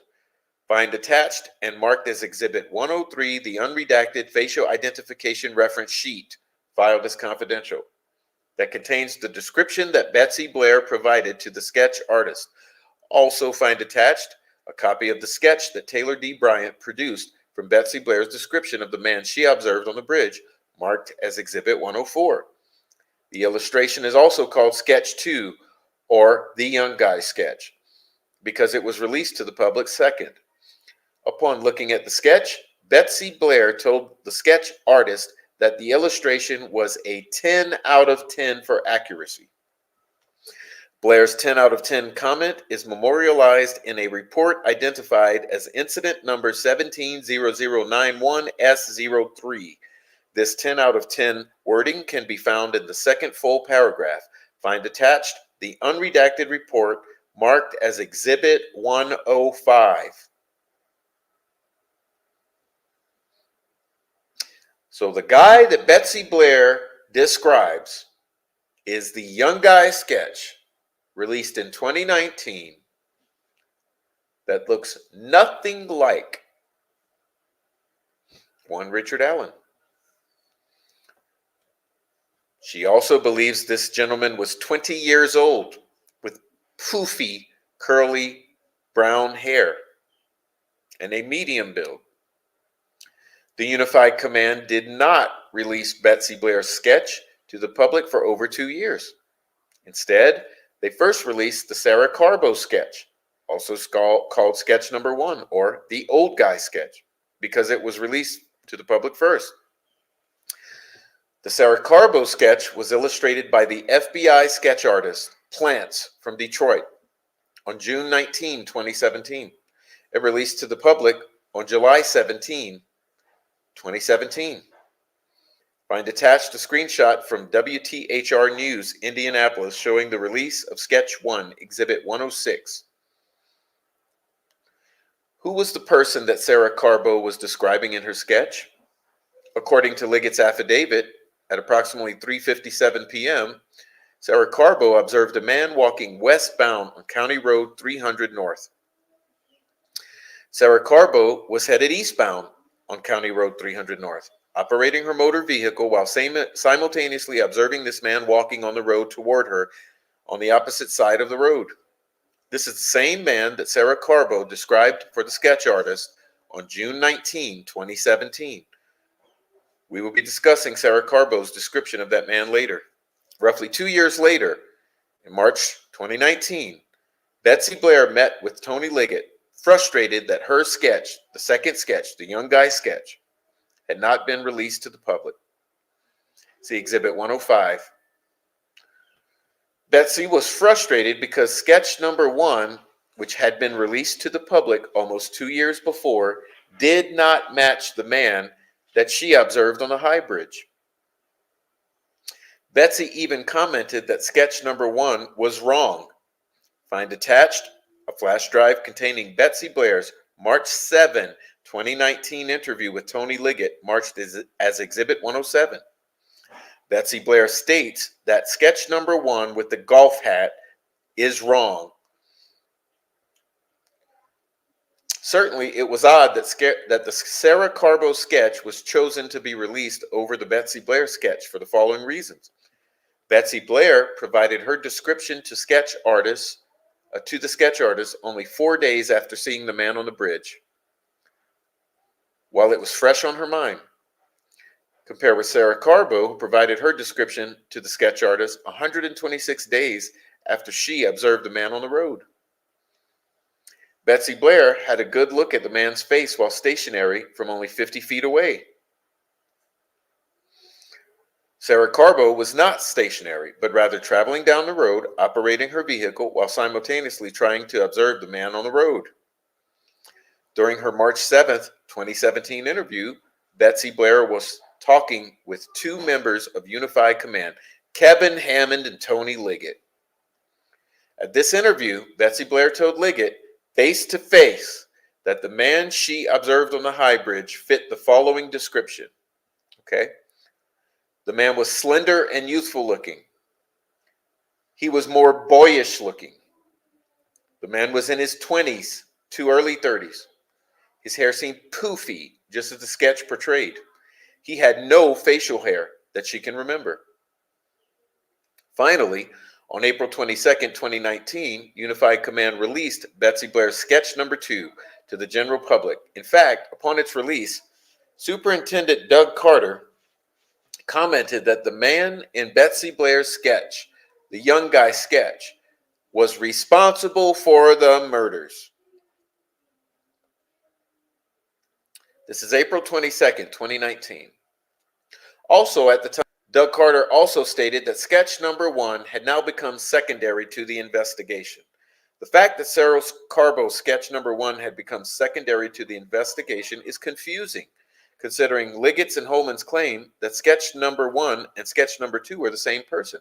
Not only that, remember that in 2019, the ISP released a written press release and a written follow-up for clarification on the press release. 2 separate written documents stating extremely clearly that sketch number 1 and sketch number 2 were 2 different individuals, and that the old guy sketch was no longer a person of interest. I will repeat that. After the release of the young guy sketch, sketch number 2, Betsy Blair's sketch, the person that she claims she saw on the high bridge, Doug Carter states that this first sketch, the old guy sketch, has become secondary. The ISP then releases a press release clarifying that the old guy sketch and the young guy sketch are two separate individuals, and that the old guy sketch is no longer a person of interest in the Delphi murders investigation. With Doug Carter saying that sketch number 2, the young guy sketch, was responsible for the murders. Well, it's actually mind-blowing because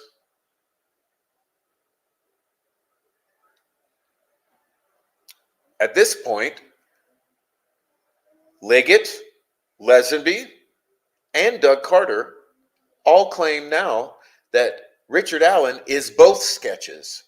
Yes, that's what they do now. Now remember, the young guy sketch was a 10 out of 10 for who Betsy Blair believes she saw in the High Bridge. Magically, now both sketches come together and become one sketch again, and that sketch is Richard Allen. On March 7, 2019, Liggett was present when Betsy Blair described the man she observed on the bridge. Betsy was actually talking to Liggett face to face when she provided the description. Liggett heard Betsy's description of a much younger man with brown, poofy hair, but chose to conceal this information from Judge Diener. Might I also mention, he changed the color of the clothing that the individual was wearing in the Sarah Carbo sketch. He also added that individual Sarah Carbo observed was muddy and bloody as he was walking on 300. That which we now know was a complete falsehood.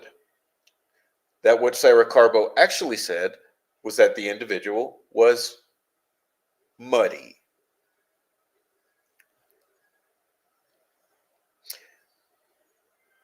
Once again, Liggett heard Betsy's description of a much younger man with brown, poofy hair, but chose to conceal this information from Judge Diener.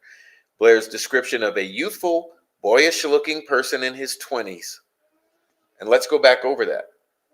Slender and youthful, boyish, 20s to early 30s. Hair seemed poofy, no facial hair. A white male, age 20, curly brown hair, medium build. Does not at all describe Richard Allen. In order for Liggett to have provided Judge Diener with honest and accurate information, he would have had to state the following. Okay, so this is a what if. This is a what should have been, okay, which is pretty pointless, but we'll close it out with this.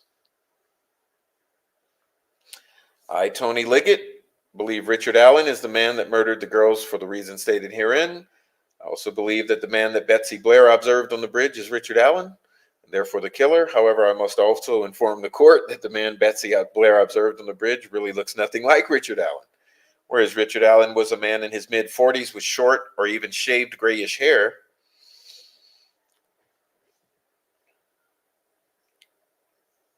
The man Betsy Blair described was youthful, boyish-looking, and had brown, poofy hair. Also, Your Honor, Betsy Blair told the sketch artist that the man she saw on the bridge was just 20 years old. This description came only 4 days after she observed the man on the bridge from 50 feet away. 2 years later, Betsy Blair still maintains that the man was in his 20s or maybe early 30s. Also, Betsy Blair told the sketch artist back in 2017 that the resemblance of the boyish sketch to the man that she observed on the High Bridge was a 10 out of 10. Must also tell you, Judge, that this 10 out of 10 sketch looks absolutely nothing like Richard Allen. Okay.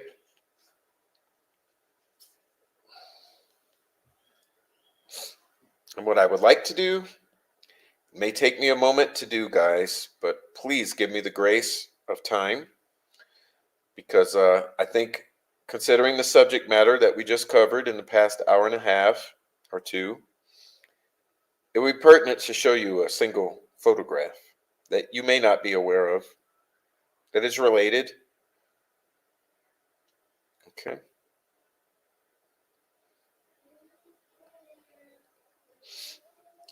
Good things come to those who wait, allegedly.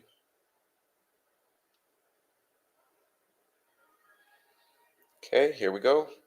We're going to ensure that it gets to the screen.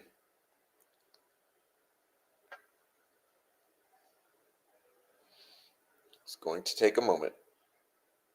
Okay.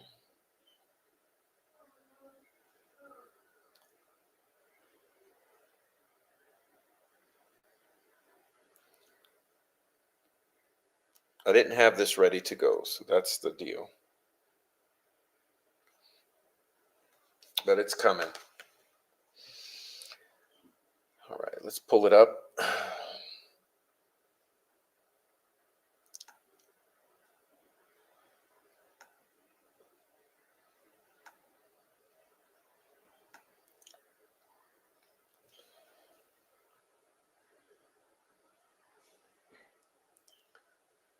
All right.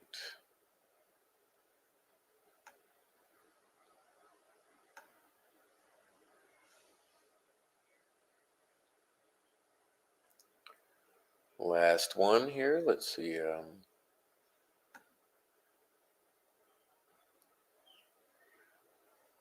Oh, come on. Didn't I just do that? Come on, baby.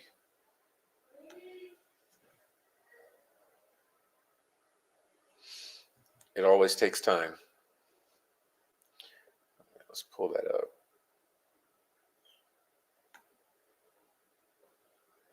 Come on, baby. Jeez. Try it again.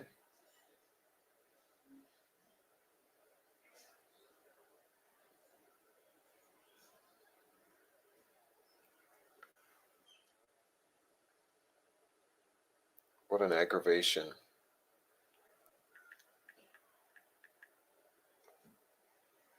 Okay. Let's see if we got it now.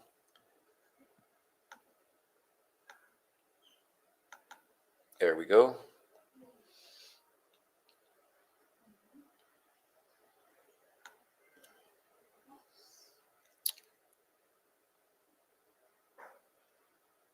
Who knows what this is? Please put it in the chat if you know what this is. I'll wait and read the chat and see if I can let one of you discuss what this is.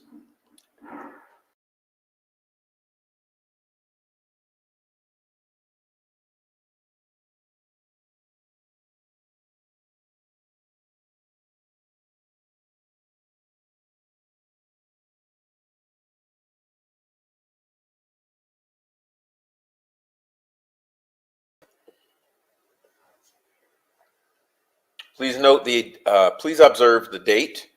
Please observe the date here.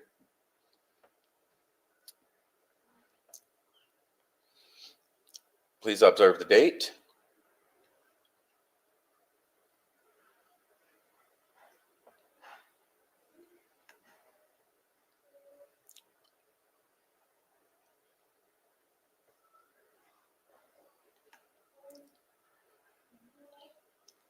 I will ask you this.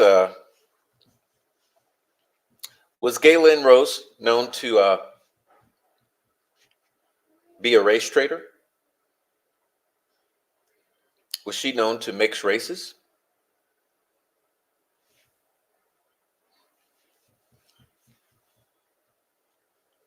Was she known to be with a white guy?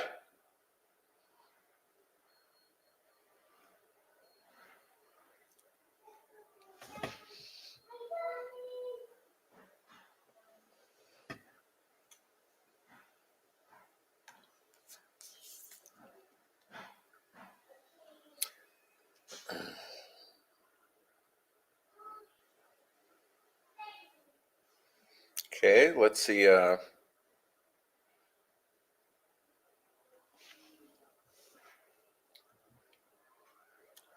take a look at something here.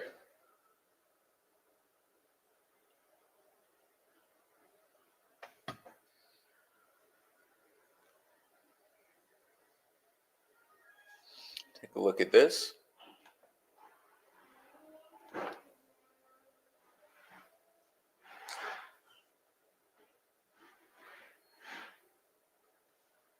She said that Brad told her Westfall and his crew was responsible for the murders of the girls in Delphi and a fire that killed 2 girls. I asked her if she knew of the fires in Flora that killed 4 girls, and she said she was not familiar with any fires that killed any children until Brad mentioned it today.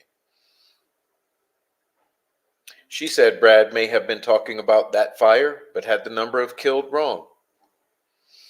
She said Brad told her that Westfall and his crew had friends in several states and that they have no problem killing race traitors. I asked her to clarify race traitor, and she believed it meant white people who mix with other races. Yes, or black people who mix with other races.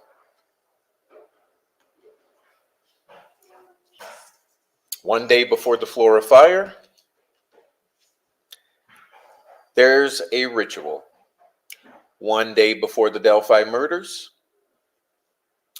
same individuals have their Sunday ritual every Sunday.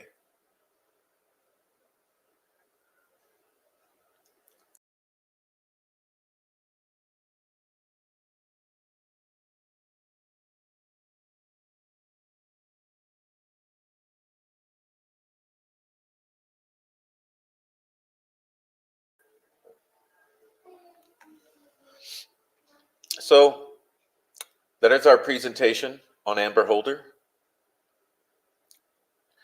And I would like to say God bless Amber Holder. God bless Taylor Hornady.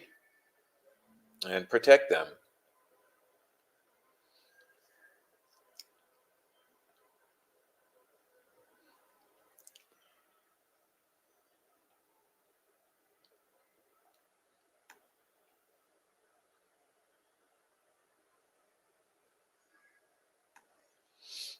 Well, if she did date white men, yes, she did, Colton Creasy.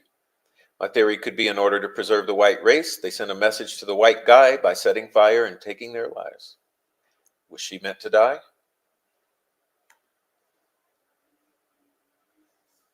Yes, it's right next door. It's very close. It's very, very close. Houses down.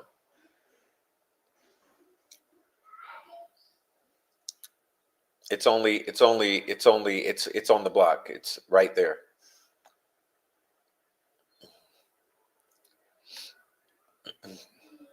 So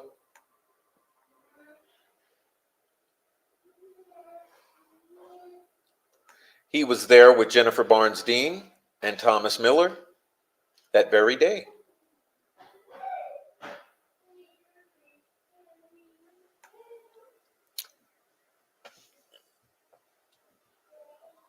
You can email me, Sleuthie.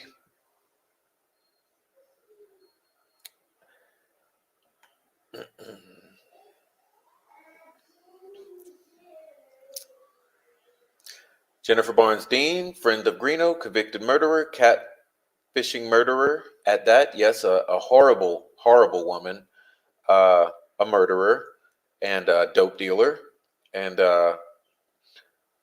pretend mother figure to Thomas Miller, who just happens to know all of these characters you're mentioning.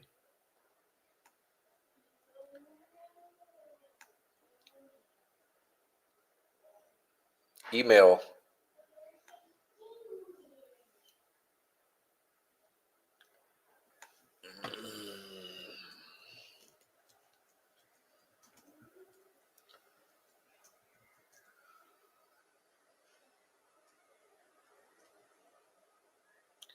Ooh, what did I just do? Oh my. Okay, let's see. There we go. Oops.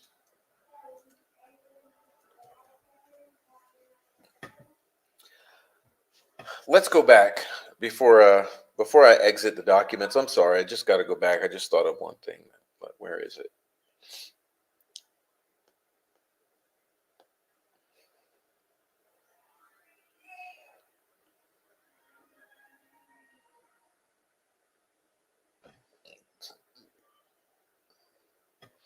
It's the next page from what I was looking.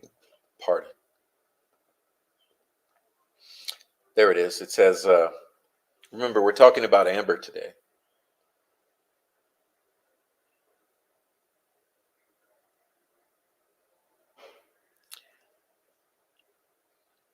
He told her that Patrick had killed a lot of people, and it didn't matter if they were innocent or not. Amber truly believes Brad is scared of Westfall.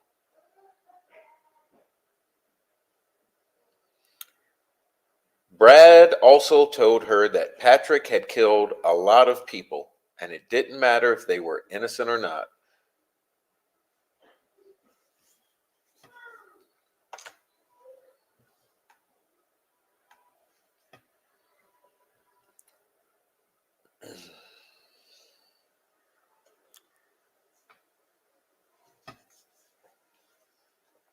And that's it, guys.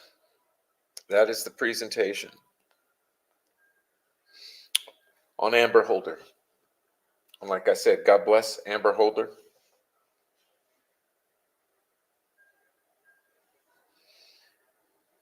Oh, let's see what I'm looking at here.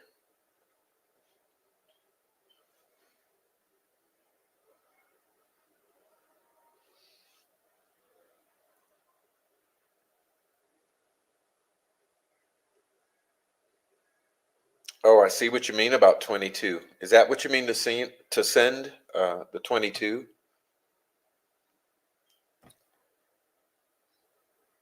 Is that what you're meaning to send, Sleuthy, the 22? Or is there something else?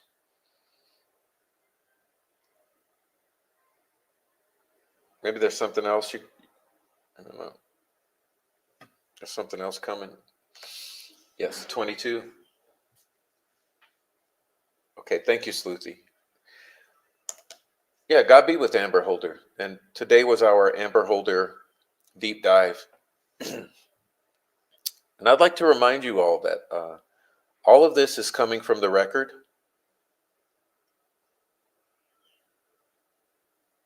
All of this is coming from the record.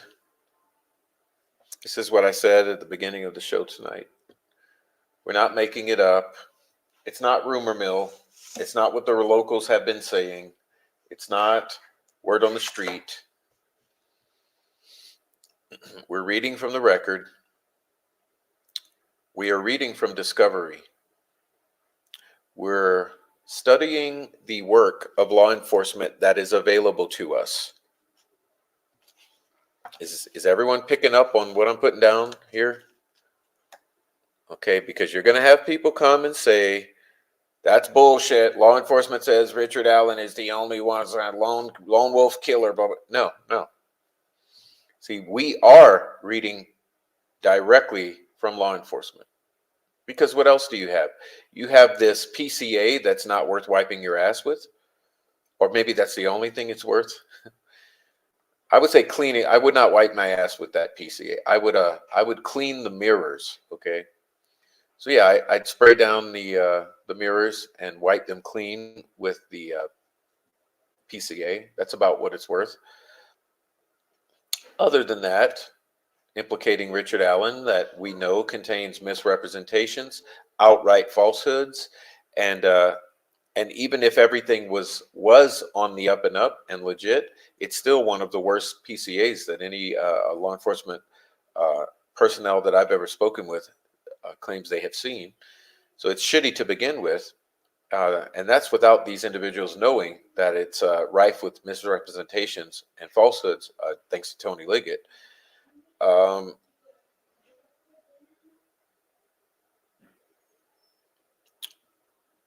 So if you weigh that against all that we've uncovered from the work of law enforcement that we've accessed or been able to access and obtain through the record, you see where we are.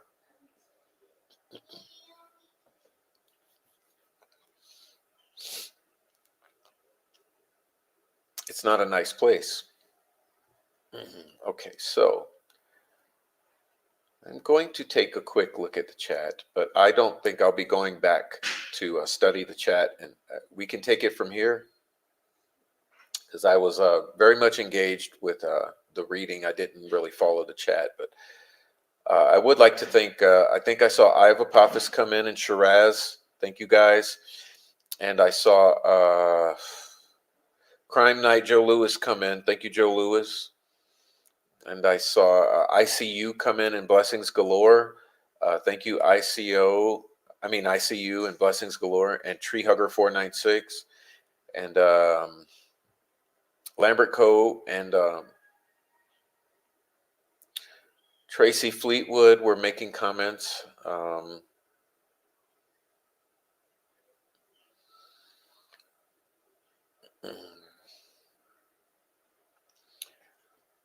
See if I missed anyone else that I haven't mentioned, but you guys who were discussing, you know what you were, you know what was going on in the chat, but I don't. Frenchie 6290 was there. A bunch of guys were there discussing with Sleuthie and Preckerson and Diamond Eyes and crew. Oh, I see Bobby Smith was here. Okay, Bobby Smith. Okay, so everyone who discussed, please accept my gratitude and thank yous for your discussion in the chat. I apologize for not following alone, but when we do these types of shows, I can't really follow the chat when I'm in those documents knee deep. But but yeah, so now I can discuss with the chat because we're done with that task. Okay, so let's see where we are. We're praying for Amber. Yes, please pray for Amber and for Taylor Hornady. Okay. Jaded Empath, welcome in. Prof, you surely wouldn't wipe your mirrors with that shit. I don't know. I often need paper because I don't really have lots of paper I don't get newspapers and trash paper. So I'm always looking for trash paper when I'm ready to clean the mirrors. So, if I happen to have that printed out, I would probably use it. Yeah, pray for protection because we may be looking at actual witnesses. Okay, these are the actual witnesses. We want to talk about witnesses. Welcome in, Jay. I applaud you for coming in, Jay. The witnesses would have recognized Richard Allen as the guy who works at CVS, the only pharmacy in town. Would have seen him afterwards at CVS and realized he was that guy, but they didn't because it's not him. You got a point there. I mean, with an extremely small town like that, you would think. Doesn't everybody know everybody?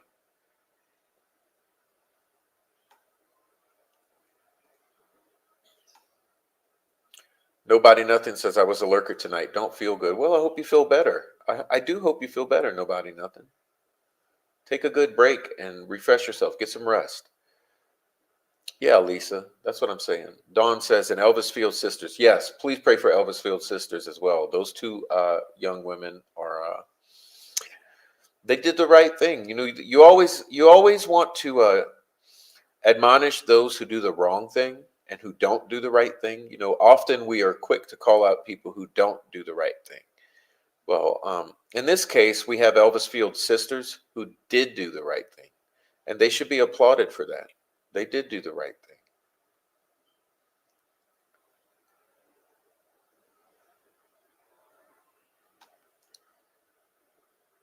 Okay.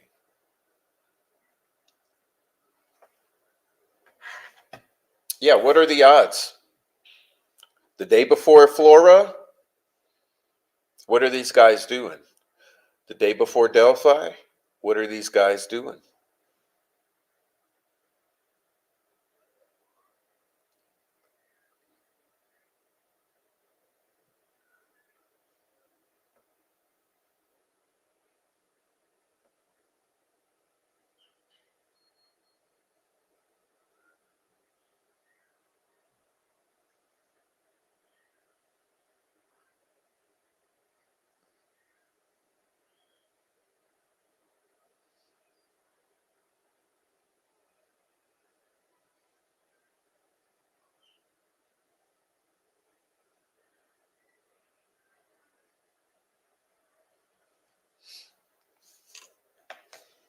Okay, let me see.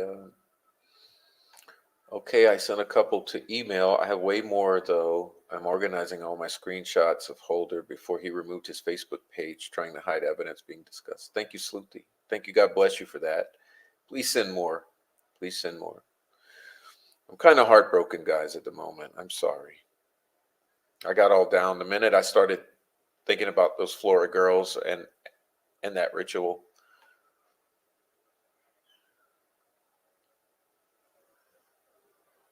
Yeah, it makes me nauseated. I'm feeling sick and like a kind of like I'm choked up right now.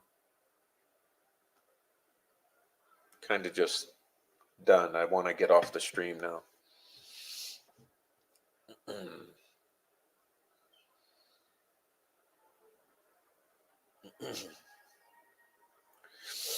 But this was our necessary dive into Amber Holder. And I think you will see upon review and consideration that it matters. And I think that should you rewatch the program, I know I'm going to post it tomorrow on the backup channel, and people will be rewatching it. Uh, Rewatching this program, it's very concerning if you really understand all that we just went through. I know I rushed through it as usual, rushed on up through it, but it's concerning with Amber. Okay, just like the Todd Click program yesterday was concerning, and just like the symbolism program was concerning. This is all extremely concerning. It's all looking like one thing, and why do we have such a hard time uh, having law enforcement answer to this? Okay, so if this is all fallacious, how about you make us understand that, law enforcement? How about you step forward and explain it? Explain yourselves, explain it, because you know what it's looking like. I think it's very clear what it's looking like.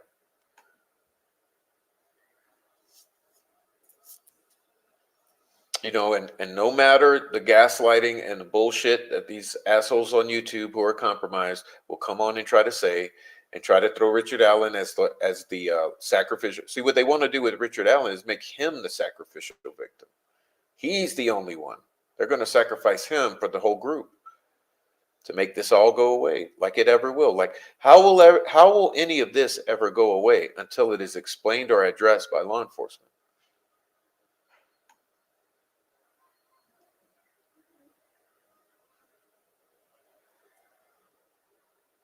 No, please send that, Sleuthy. I don't have that.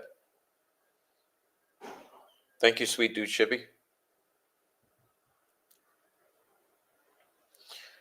And so, Amy, would you post our links? Would you post our links? Listen, everyone, I think I'm going to cut it short tonight because suddenly I just want to get off and go spend time with my kid.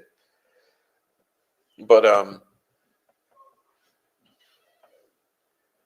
no, what I'm getting at is we have our support pathways that Amy will be dropping for everyone on the replay. If you're watching the replay at any point in time, please leave a comment, even though you cannot join the live chat because it's already been lived. Please drop a comment on the replays whenever you happen to catch this, because these replays, I mean, I leave them up so that people can continue to access them far beyond the date that we go live. And please feel free to leave a comment, because your comments keep the conversation going that don't happen in real time. Okay, you keep that conversation going because all of our videos have lots of comments, and I always love them. They always, all these comments,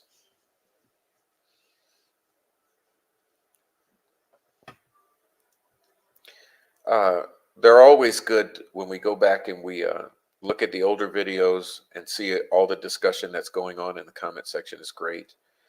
Okay, and interestingly enough, today on the backup channel, which we just reached our 500 subs on the backup channel, and we became monetized. So it was kind of very amazing today because it's the first super thanks I've ever gotten. And so the super thanks, someone sent a super thanks on the backup channel, and it kind of surprised me because I've never gotten one. And so when I looked at the when I was commenting on the replay, I saw someone drop the super thanks, and that was extremely nice. And so that's available to you guys watching the replay in the future, which who knows when or where you are. And but I'd like to thank everyone who was here for the live, especially because my lives are just Always the live chat is just always popping. It's extremely positive. I love everyone in here. You guys are just something else. And yeah, and I'm sorry I miss Little Joe Lewis. I'm sorry I miss Little Joe. I see he's gone now, but kind of sorry I miss Little Joe. All right, so let's see what's going on in this chat. Let's see. Thanks for the hearts.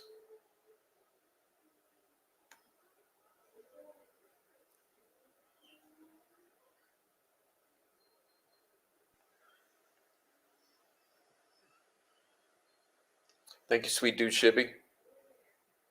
Thank you, ICU.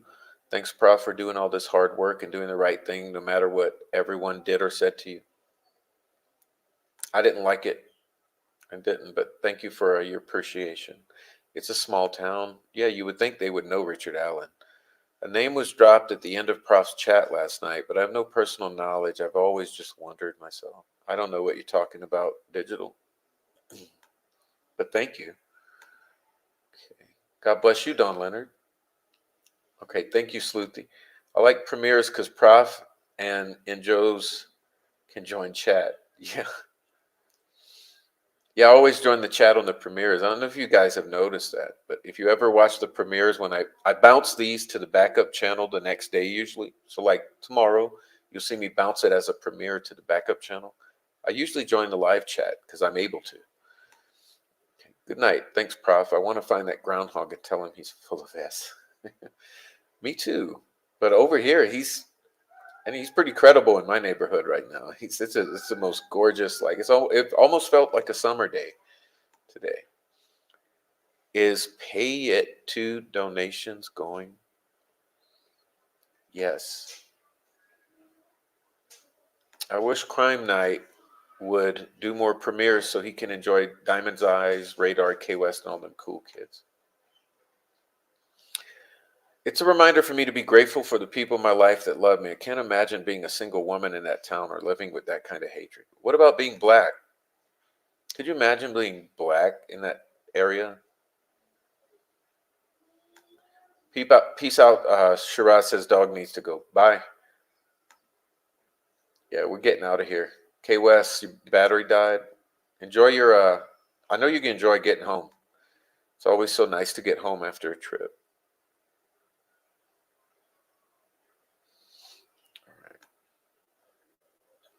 All right, guys. I love you guys. We'll be out of here. I'm out of here. I'm out of here. Thanks for joining. Diamond Eyes leaves it off with a, she always leaves it off with a bomb drop. She's always dropping a bomb. She says, remember Monday, bring your pets in during the eclipse. Oh, yeah. Oh, yeah. Bring your ass and your pets in during the eclipse. I mean, just go listen to a few Navajo or Dene or any sort of Native American elders speak on what you should do during eclipses, and I suggest you listen. Good night, Laurenell. Good night. Good night, Diamond Eyes. Frenchie. Good night, Frenchie. Good night, sweet dude and Ronnie. Okay. Good night, Peace. Good night, Gia, Digital, K West, Dawn Leonard, Shiraz, Frenchie 6290, Tracy Fleetwood, Amy, Diamond Eyes, Sleuthy. Good night. Thanks for your stuff. Sending me your stuff, Sleuthy. It's Lisa, Ronnie Reed. All right. Everyone who stuck it out to the end, nobody, nothing.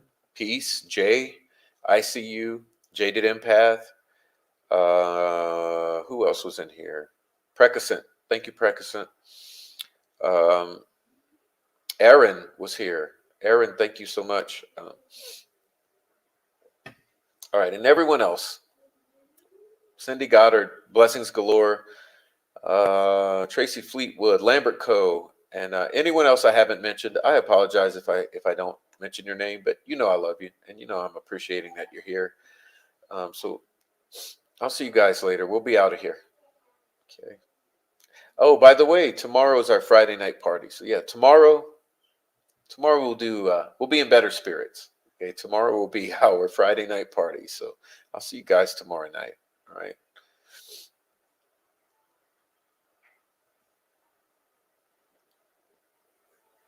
All right. So God bless you, and hug your kids, hug your wife. Good night.